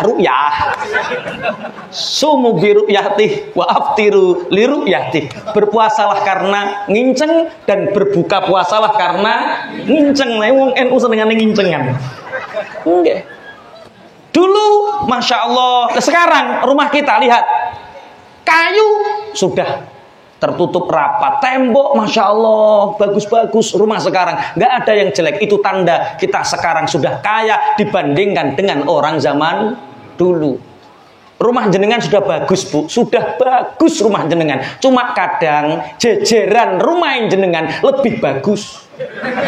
Makanya rumah jenengan kelihatan jelek karena jejerannya lebih bagus. Nggih toh, rumah itu seperti wajah panjenengan.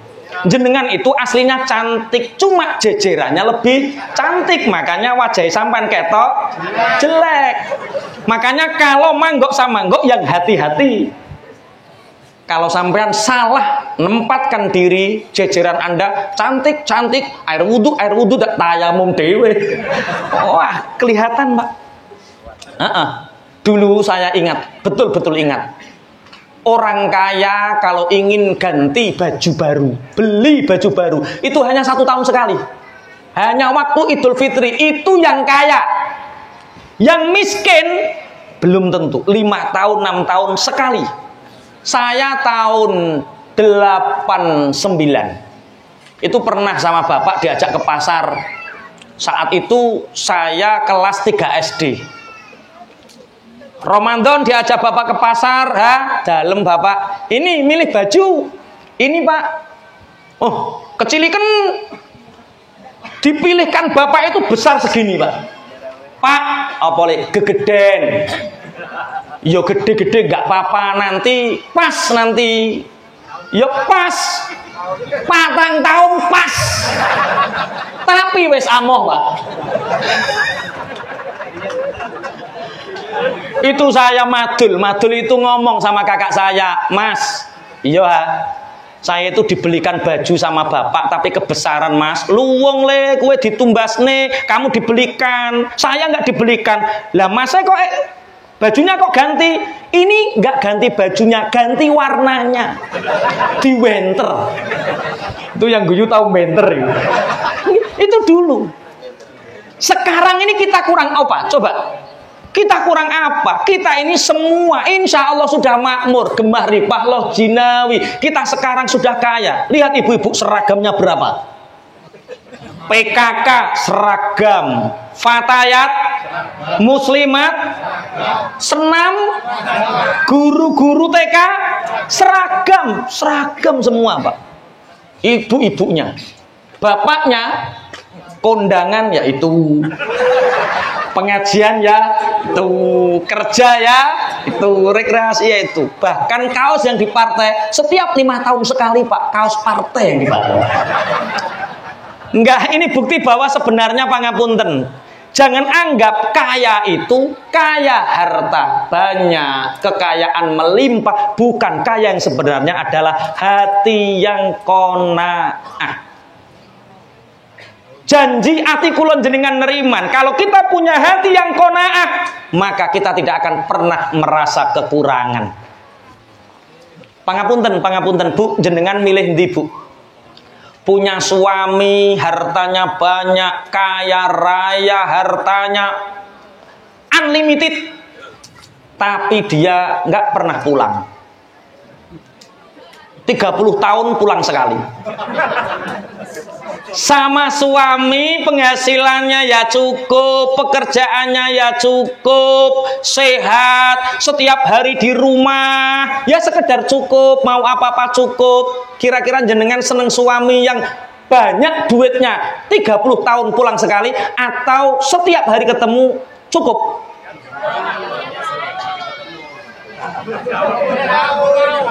30 tahun, Mbak. Matre wong kene. Mosok. Terus nek duit, sampean kalau punya uang, suami nggak pulang 30 tahun, sampean apa mek opo? Wong duwe bojo ra kena digawe. Walau cukup lah tiap hari iso gawe kan? Sampingan, Pak. Wes aja dijeruk-jerukno kok sampingan bar. Pun Allahumma sholli ala Muhammad. Ternyata kita itu sudah sangat kaya dibandingkan orang zaman dahulu. Tapi nyatanya Pak Kiai, kita ini kadang-kadang kurang terus. Kalau bahasa Jawanya kemrungsung. Kalau bahasa Bugis apa buang? Kemrungsung itu. Kurang terus, itu namanya apa? Oh, nggak ngerti bahasa Bugis. Kemrungsung itu serba kurang. Pangapunten Bapak Ibu, Allah sudah memberi kita banyak, tapi kadang kita kurang mencintai Allah, maka kelihatan pemberian itu terasa sedikit. Ada satu hadisnya Rasulullah bersabda, al-qalil minal mahbub katsirun. Sedikit dari yang kita cintai akan terasa besar. Bapak Ibu jangan lihat seberapa besar pemberiannya, tapi lihat siapa yang memberi. Kalau kita mencintai yang memberi, sedikit apapun pemberian akan terasa besar karena kita mencintai yang memberi. Tahun 2012 saya itu sowan Habib Syekh sama Habib Abdul Qadir Al-Jufri. Habib Syekh ketika itu pangapunten diterima dengan baik, dikasih makan. Pas saat pamitan pulang, Beb kita mau pulang, alhamdulillah ma'assalamah wan najah, semoga diberi keselamatan, diberi keberuntungan. Sebelum pulang Pak Kiai tak kasih uang, alhamdulillah. Ngiranya saya 100.000 Pak, ternyata saya sama Habib Syekh dikasih 2.000 Pak. Tapi karena saya senang sama Habib Syekh, 2.000 tak terima, sampai rumah nolnya tak tambah sendiri. 2M Pak, nolnya tak tambah sendiri sampai 2M, terus tak limenating 2M ini tak tulisi pakai bahasa Arab 2 miliar. Tak kasih limenating, tak tempel Pak di kamar. Istri saya tanya, Bi, ini uang apa kok mulia sekali? Jangan lihat uangnya, lihat siapa yang memberi. Ini yang memberi Habib Syekh. Ini tidak uang sembarangan nih. 2.000 senilai 2 miliar. Karena kita mencintai Habib Syekh. Contoh-contoh yang paling gampang. Ini semua pernah muda ya. Pernah jatuh cinta kan? Saya punya temen itu pernah jatuh cinta sama Mbak Siti namanya. Siti. Kalau tidur di musola yang diceritakan tiap hari Siti, Pak. Saking senengnya sama Siti di musola. Aku ini apa nek Siti nek. Beda-beda ini. Bedanya apa? Ketemu tadi. Ketemu, gak dikasih apa-apa karena cinta sangat berkesan, Pak, pertemuan. Besoknya lagi tadi aku ketemu Siti, wingi wes beda. Siti senyum. Senyum saja dari yang kita cintai. Masya Allah, diingat terus karena apa? Cinta. Bareng Pak, cerita lagi, ketemu lagi, beda. Dia itu bawa permen Kopiko 1, Pak. Diocei, didilat, masukkan plastik, ditali, masukkan uang saku, diocei mak, didilat, dilebok kesak, didilat, temen-temennya heran, Mas, permen Kopiko glanimen. Apa katanya? Jangan lihat Kopikonya. Saya beli 1 double truk kuat Kopiko. Lihat terus, ini Kopiko dari Siti. Kopiko dari situ. Sedikit dari yang dicintai akan terasa besar. Allah itu sudah memberi kecukupan yang banyak kepada kita. Apa yang tidak diberi Allah kepada kita? Semua diberi Allah kepada kita. Cuma hati kita kurang mencintai Allah, sehingga pemberian yang besar ini terasa kecil. Jawabannya, kalau kita merasa pemberian ini ingin besar, jawabannya satu, cintailah yang memberi. Allahumma sholli ala Muhammad. Pak Harjo, Pak Haji, paham ya maksudnya nggih? Semakin Anda mencintai Allah, semakin Anda akan merasa besar kenikmatan ini. Itu kok bubar mau kemana itu? Dalam?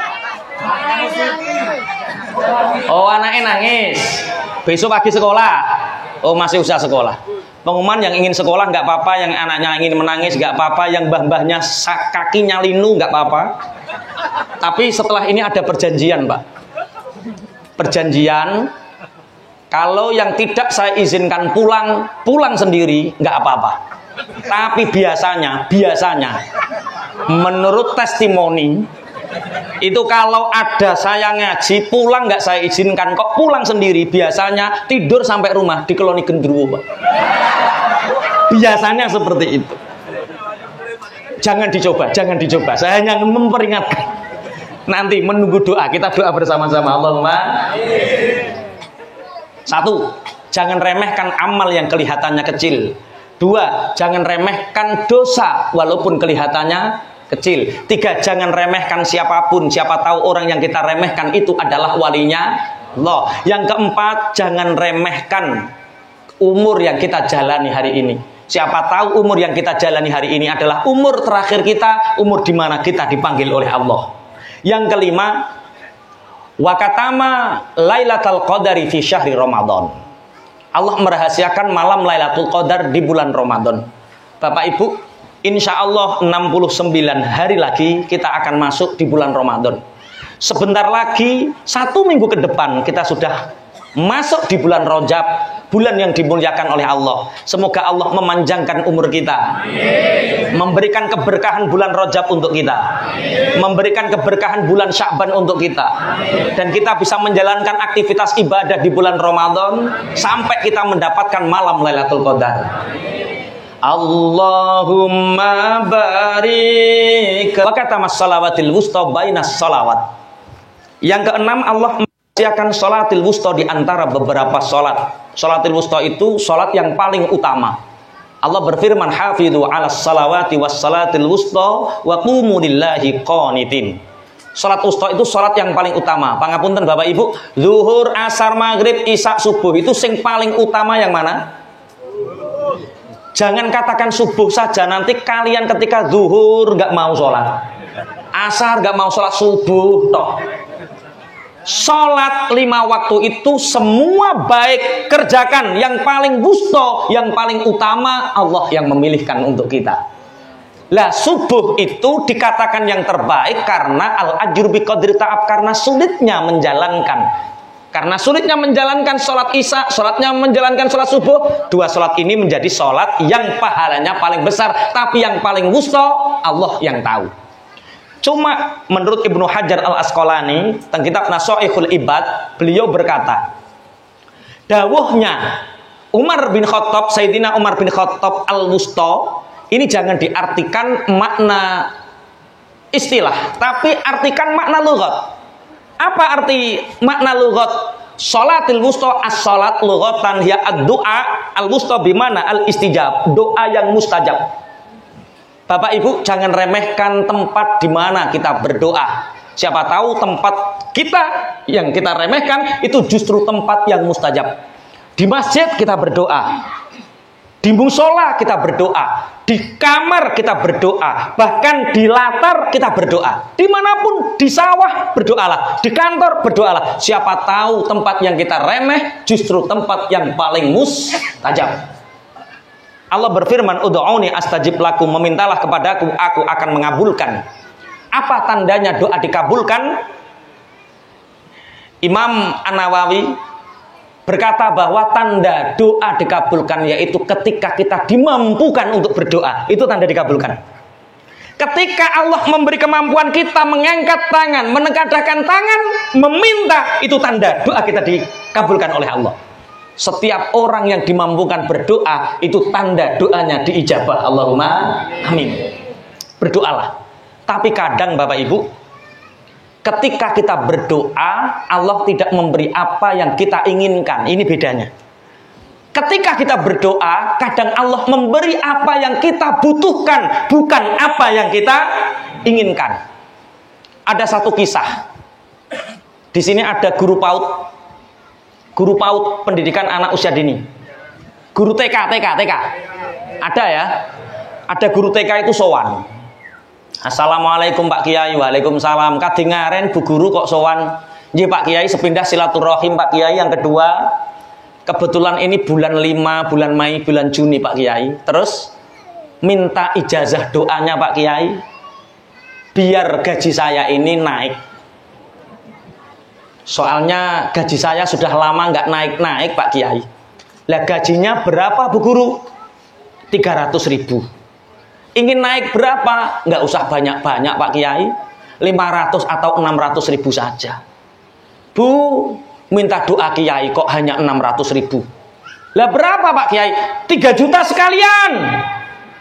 Bagaimana mungkin Pak Kiai gaji saya 3 juta? Uang kepala TK saja loh, kepala sekolah TK gajinya hanya 700.000. Bagaimana mungkin gaji saya 3 juta? Kata Pak Kiai, tidak ada yang tidak mungkin bagi Allah. Idza qada amran fa innama yaqulu lahu kun fayakun. Kalau Allah menghendaki, kalau Allah berkehendak, kun fayakun, terjadilah. Tidak ada yang tidak mungkin bagi Allah, Bu. Lah gimana Pak Kiai caranya? Ingin 3 juta? Ingin Pak Kiai. Begini. Kalau tengah malam Bu Guru, bangun jam 2:30 malam bangun. Tadi malam saya subuhnya pangapunten. Jam 4:kurang-1/4 saya subuh tadi. Tak kira sepi gak ono andan. Jebule subuh iki jam 5. Astagfirullah. Saya subuh 2 kali tuh. Astagfirullah. Biasanya kan subuh di Jawa itu jam 4 Pak. Jam 4:10, jam 4:05. Lah saya takut kesiangan. Lah kok jam 4 urung ono azan. Jam 4:10 gak ono azan. Jam 4:20 gak ada azan. Covid tak bangunkan. Mas ayo subuh. Lah sudah masuk Pak Kiai. Suwep yuk Mas Wisan. Jebule sepi itu memang belum waktunya. Bareng mandi loh, masih 13 menit Pak Kiai. Oh berarti rak urung lah, aku mau subuh opo. Ya wis gak apa-apa, malaikat yang nyatet. Kalau jam 2:30 Bu Guru, nggih Pak Kiai, mandi apa? Mandi taubat. Mandi setiap tetesan air yang mengalir, ya Allah, izinkan kami memohonkan ampun dari setiap tetesan air yang mengalir ini. Engkau mengampuni dosa-dosaku. Di mana bagian tubuh yang tersentuh air ini, ya Rob, engkau ampuni dosaku. Wes, itu namanya mandi taubat. Setelah itu sholat taubat, Bu. Ya terus setelah sholat taubat, lakukan sholat tahajud qiyamul lail. 2 rakaat. Setelah itu lakukan sholat hajat. Setelah itu berdoa sesuai hajatmu. Doanya bagaimana Pak Kiai? Doa itu nggak harus pakai bahasa Arab, Bu. Doa itu yang penting panjenengan paham.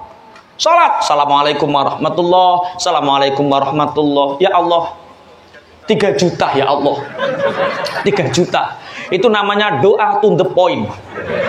Daripada Allahumma nggak paham-paham. Tapi menurut Ibnu Athaillah Sakandari di dalam kitab Hikam, tidak boleh mentakyin doa bagi orang-orang khusus. Kiai, ulama, orang-orang yang hubungan takarrubnya dengan Allah itu sangat dekat, jangan mentaksis doa. Bagi orang awam seperti kita ini bebas. Mulane wong paling penak dadi wong awam. Gaya bebas piye ora salah. Wong awam.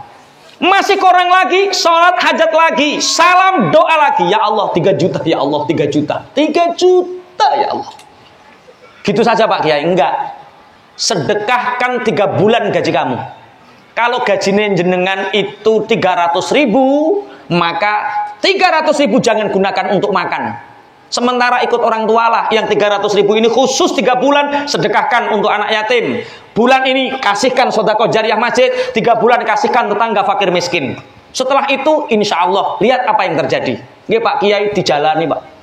Bangun dia 2:30, sholat taubat, mandi taubat, sholat tahajud, sholat mutlak, sholat hajat ditutup dengan witir. Setelah itu disedekahkan. 4 bulan berlalu.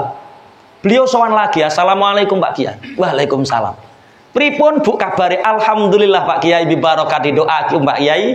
Barokah doa panjenengan Pak Kiai. Sekarang gaji saya sudah naik. Alhamdulillah. Naik berapa Bu Guru? 3.300.000. Masya Allah. Lah kok cepet mundai? Alhamdulillah Pak Kiai, jenengan mendoakan, kemudian saya melakukan sesuai resep panjenengan. Saya mandi tobat, sholat tobat, mandi apa? Sholat tahajud, sholat hajat Pak Kiai. Saya sedekahkan 3 bulan gaji saya Pak Kiai. Setelah itu ada pemuda datang Pak Kiai, dia sudah kerja di perusahaan, gajinya 1 bulan 3 juta Pak Kiai. Ngelamar saya. Alhamdulillah, berarti gaji saya sekarang 3.300.000 Pak. Paham maksudnya paham? Kok acur-acur? Kalau kita berdoa, Allah tidak langsung memberi bleng dari langit. Apa yang kita inginkan tidak, tapi Allah memberi fasilitas apa yang kita butuhkan. Paham gak? Sampean boten nih, ya Allah bleng kok langit. Bukan. Ketika kita berdoa, Allah mengabulkan. Semua doa itu dikabulkan. Bagaimana cara doa itu terkabul? Fasilitasnya dipenuhi oleh Allah. Bahkan kadang Bapak Ibu di masjid kita doa mustajab, bahkan di sawah pun kadang mustajab. Ini ada yang dari Bojonegoro. Bojonegoro pundi? Oh, Burno. Ada kecamatan namanya Temayang, perbatasan Nganjuk. Itu ada cerita, semoga cerita ini nggak bohong. Saya diceritain sama teman saya, kemudian saya cerita datang panjenengan. Itu musalsalnya. Jadi ada orang Burno itu, Temayang. Ada orang Temayang itu punya sawah 6 hektar. Kira-kira Bapak Ibu, kalau 6 hektar sawah itu orangnya bisa berangkat haji atau tidak? Orang ini kaya atau tidak? Kaya, tapi aneh orang Temayang ini sawahnya 6 hektar tapi belum bisa daftar haji. Ketika panen terjadi, tiba-tiba ya uangnya habis. Istrinya marah, Pak, sawah kita 6 hektar Pak, sekedar untuk daftar haji saja kita sudah mampu. Lah pripun malih to Bu? Minta doa sama kiai. Kiai itu doanya mustajab. Lah minta apa Bu? Ya minta kita bisa segera daftar haji. Ya sabar Bu, nanti saya tak sowan. Sowan Pak. Assalamualaikum Pak Kiai. Waalaikumsalam. Nggih Pak, wonten dawuh sepindah silaturahim Pak Kiai. Yang nomor 2, Saya itu punya sawah 6 hektar Pak Kiai. Selama ini ya sekedar habis untuk kebutuhan, padahal istri saya sudah rindu Ka'bah, saya juga sudah rindu Ka'bah Pak Kiai. Doakan Pak Kiai, saya hanya ingin tahu ijazahnya. Bagaimana caranya agar saya bisa daftar haji Pak Kiai? Sawah saya 6 hektar, bagaimana caranya agar bisa daftar haji?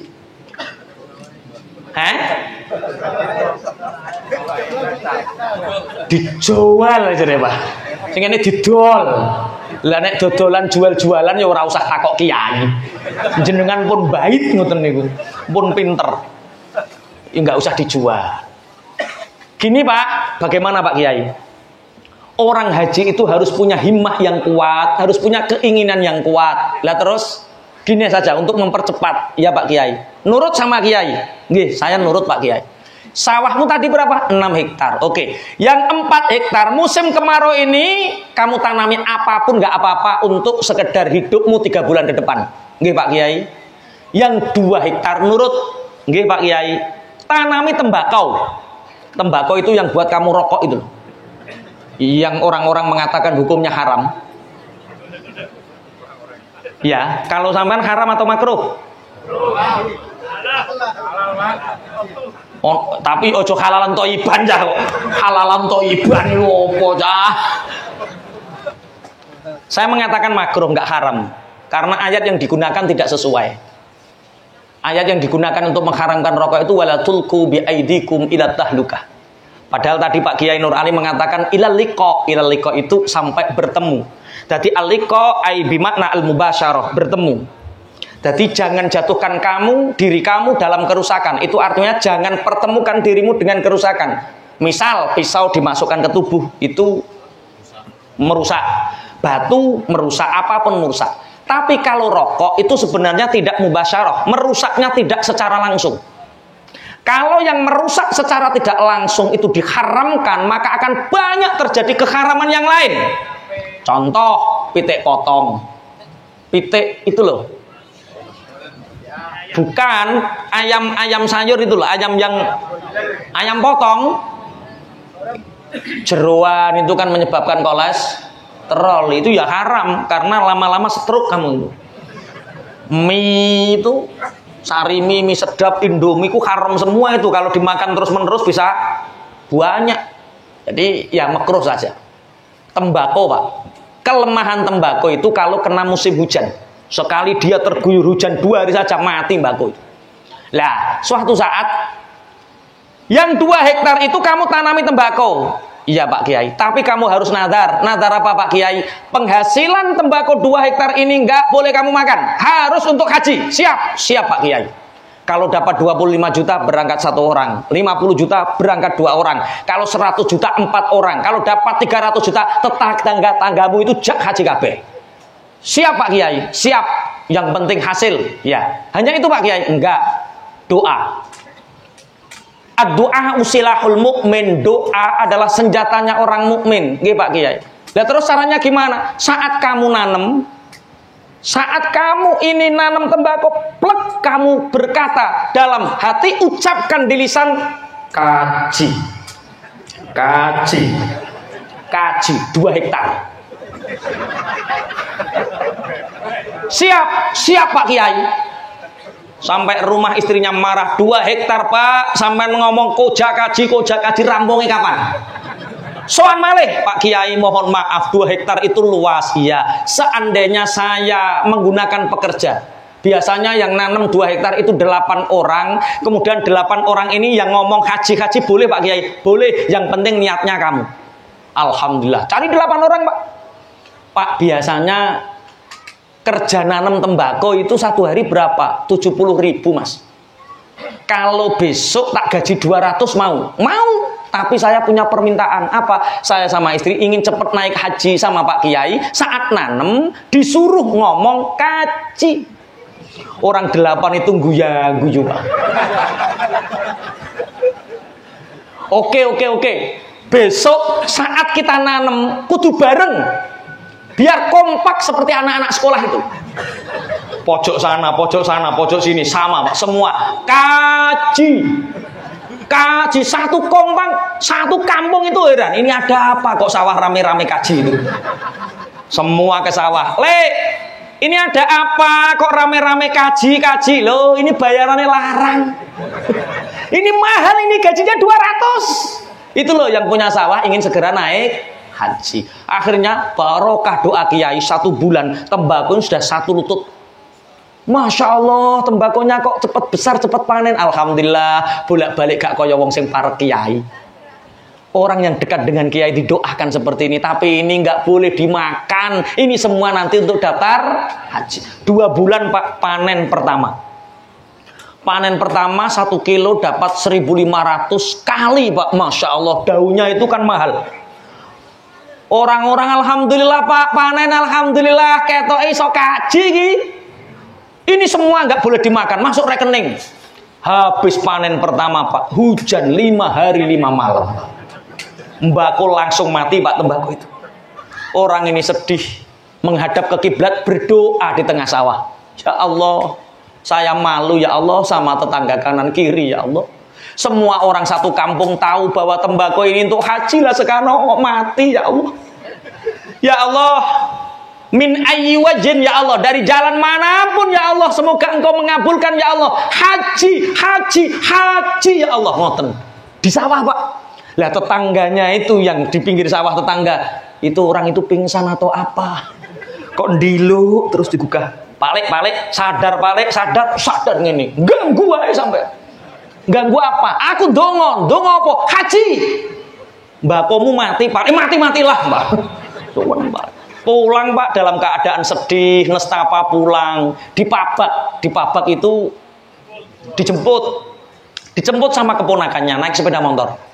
Pak Le, ayo ikut saya Pak Le. Enggak. Hati saya sedih, pikiran sedih, tenaga enggak ada. Sudah saya mau jalan kaki, tembakau saya mati. Penting Pak Le, penting lah, aku pengen melaku. Jalan kaki saja. Pak Le, apa? Anak sampean yang pertama Pak Le, anak panjenengan yang pertama tadi itu lo nyabrang jalan raya, ditabrak mobil Pak Le. Sekarang masuk rumah sakit, kabarnya belum sadar sampai sekarang. Ayo cepet ke rumah sakit Pak Le. Langsung naik numpak motor, nggak mandi nggak apa-apa. Perjalanan Temayang sampai Bojonegoro kota itu 26 kilo. Dia mikir, ya Allah, doa haji belum terkabulkan.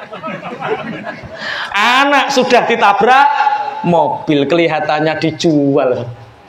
Sawahnya ini dijual kelihatannya. Seperti orang Tarakan dijual. Ternyata Bapak Ibu sampai rumah sakit, yang nabrak ini orang Gresik. Orangnya tanggung jawab Pak. Ketika sampai di rumah sakit dirangkul, Bapak, ini bapaknya gadis yang saya tabrak. Iya Pak, gini Pak ceritanya, semua orang tidak menginginkan musibah terjadi. Jadi kita ini rombongan dari Gresik Pak, ingin ke Nganjuk. Ada keponakan yang nikah, biar lebih cepat kita lewatnya Kecamatan Temayang. Yang nyopir anak saya ini sudah pinter nyopirnya. Ke Jakarta, Bandung, Semarang, ya anak saya yang nyopir. Pas sampai Temayang Pak, ya anak saya yang nyopir ini, anak perempuannya bapak itu ada di depan naik motor. Lah naik motor itu bareng ngeritingi ngiwo, menggo enengen. Itu raja jalanan itu Pak. Iya, ngeritingi ngiwo, menggo nengen. Akhirnya tertabrak Pak, tapi jangan khawatir. Semua biaya rumah sakit Pak kita damai saja. Semua biaya rumah sakit, obat, akomodasi, apapun kita tanggung Pak. Yang penting nggak ada urusan kita, saudaranya saja. Oh iya ya Pak, nggak apa-apa. Monggo jenengan melanjutkan perjalanan ke Nganjuk, melanjutkan Pak. 1 minggu anak Gresik ini berkunjung ke situ, bawa uang, bawa obat, semua ditanggung. 2 minggu ditanggung sampai 2 bulan Pak, belum sembuh. 2 bulan ini anak Gresik ini datang ke rumah sakit. Bapaknya anak gadis ini nangis Pak di bawah tangga rumah sakit, nangis. Pak, kenapa nangis Pak? Nggak usah sedih. Ini kan sudah tanggung jawab kami. Semua biaya rumah sakit kita yang nanggung. Kenapa Bapak sedih? Piye? Nggak boleh sedih. Walaupun semua biaya kamu tanggung nak, ini waktu saya, pikiran saya di rumah sakit. Ini beban. Pantange aku ngrumat mbako 2 hektar tak gawe haji. Enggak jadi haji gara-gara anakku mbok terak haji Pak dioleh-olehke Pak. Nak, nggih Bapak. Anak saya ini gadis perawan. Dulu sebelum kamu tabrak, sebelum kecelakaan, banyak yang ingin jadi suaminya. Karena apa? Cantik, pinter. Ini 2 bulan di rumah sakit, Nak. Ini kalau nanti cacat gara-gara kamu tabrak, siapa yang tanggung jawab? Namanya orang tua ya pasti punya kesedihan lah, Nak. Siapa yang tanggung jawab ini nanti kalau ada cacat? Ini anak Gresik ini tanggung jawab, Pak. Pak, ya Nak. Ini yang nabrak saya, Pak. Yang tanggung jawab saya. Kalau memang nanti anaknya bapak ini cacat, saya yang nabrak, saya yang nikahi, Pak. Tak nikah dewe ngoten, Pak. Kuwendel bocah Gresik iki. Nduk. Nggih Bapak, kamu ditanyakan sama yang nabrak lah anak Gresik gimana? Kula nderek mawon, saya ikut Bapak saja. Gimana toh Nak kok ceritanya kok tiba-tiba ingin melamar anak saya? Gini loh, Pak. Saya di Gresik itu punya perusahaan udang windu, Pak. Saya sudah nazar sama Allah, saya sudah matur ngomong sama kedua orang tua saya. Kalau tahun ini saya dapat jodoh, saya bernazar. Kedua orang tua anak gadis yang saya nikahi tahun ini tak kasih hadiah haji plus tahun ini langsung berangkat. Bahasa seperti ini bisa dipahami? Di sawah, Pak, ya Allah haji, ya Allah haji, ya Allah, dikabulkan sama Allah. Bagaimana cara pengabulan doanya? Ditabrak, Pak. Gara-gara ditabrak langsung haji plus, langsung berangkat. Ini ayatnya inna ma'al usri yusra fa inna ma'al usri yusra. Kalau kita dikabulkan doa kita, Allah ingin mengangkat derajat kita, Allah ngasih kita ujian. Gara-gara ditabrak 2 bulan bertapa, 2 bulan prihatin, dapat kontan haji plus. Tapi tolong jangan dipraktekkan. Nanti tolong anak gadisnya jangan ditabrak-tabrakan. Bahasa seperti ini bisa dipahami ya? Alhamdulillah. Ini sudah jam 11 malam, padahal saya naik jam 8:30. Ini kalau diteruskan bisa sampai subuh ini. Mari, ini yang doa siapa, Pak? Mari kita berdoa bersama-sama. Semoga apa yang kita hajatkan, hajat dunia, hajat akhirat senantiasa dikabulkan oleh Allah. Semoga Allah mentakdirkan kita menjadi anak-anak yang solih solihah, berbakti kepada kedua orang tua. Harta yang Allah berikan, yang Allah titipkan kepada kita, khususnya kepada Bapak Haji Harjo dan umumnya kepada kita semua. Allah menitipkan harta ini, semoga Allah ridho membersamai kita dari harta kita dengan keberkahannya. Al-Fatihah. A'udzubillahi minasyaitonir rajim. Bismillahirrahmanirrahim. Alhamdulillahirabbil alamin. Rahmanirrahim. Maliki yaumiddin. Iyyaka na'budu wa iyyaka nasta'in. Ihdinas siratal mustaqim. Siratal ladzina an'amta 'alaihim ghairil maghdubi 'alaihim waladdallin. Bismillahirrahmanirrahim. Alhamdulillahirabbil alamin. Hamdan yuwafi ni'amahu wa yukafi'u mazidah. Ya Rabbana lakal hamdu kama yanbaghi li jalali wajhikal karim wa 'azimi sultanik. Shalatu wassalamu ala sayyidina Muhammadin walhamdulillahirabbil alamin. Allahumma inna maghfirataka arja min a'marina ya Allah, wa inna rahmataka awsa'u min dhunubina ya Allah. Allahumma illam nakun ahlan anna billah rahmatak farahmatuka ahlun anta bulughana li annaha wasi'at kulla syai' ya arhamar rahimin. Allahumma aslih qulubana wa azil uyubana wa tawallana bil husna wa zayyina bit taqwa wajma' lana khairal akhirah wal ula warzuqna ta'ataka ma abqaitana. Allahumma yassir lana lil yusra wa jannibna al usra wa a'idna min syururi anfusina wa min sayyiati a'malina wa a'idna min adzabin nari wa adzabil qabri wa min fitnatil mahya wal mamati wa min fitnatil masiihid dajjal. Rabbana ighfir lana dzunubana wa liwalidayna warhamhuma kama rabbayana shighara wa li jami' asatidina wa masyayikhina wa aqribaina wa ahbabina wa auladina wa liman lahu haqqun alaina wa li jami'il muslimina wal muslimat wal mu'minina wal mu'minat al ahya'i minhum wal amwat. Rabbana hab lana min azwajina wa dhurriyyatina qurrata a'yuni waj'alna lil muttaqina imama. Allahumma inna na'udzubika min jahdil bala wa darkis syaqa wa su'il qada wa syamatatil a'da. Allahumma inna na'udzubika min jahdil bala wa darkis syaqa wa su'il qada syamatatil a'da. Allahumma inna na'udzubika min jahdil bala wa darkis syaqa wa su'il qada syamatatil a'da. Rabbana atina fid dunya hasanah wa fil akhirati hasanah wa qina adzabannar. Wa sallallahu ala sayyidina Muhammadin subhana rabbika rabbil izzati amma yasifun wa salamun alal mursalin walhamdulillahi rabbil alamin. Bismillahil Fatihah. A'udzubillahi minasyaitonir rajim. Bismillahirrahmanirrahim.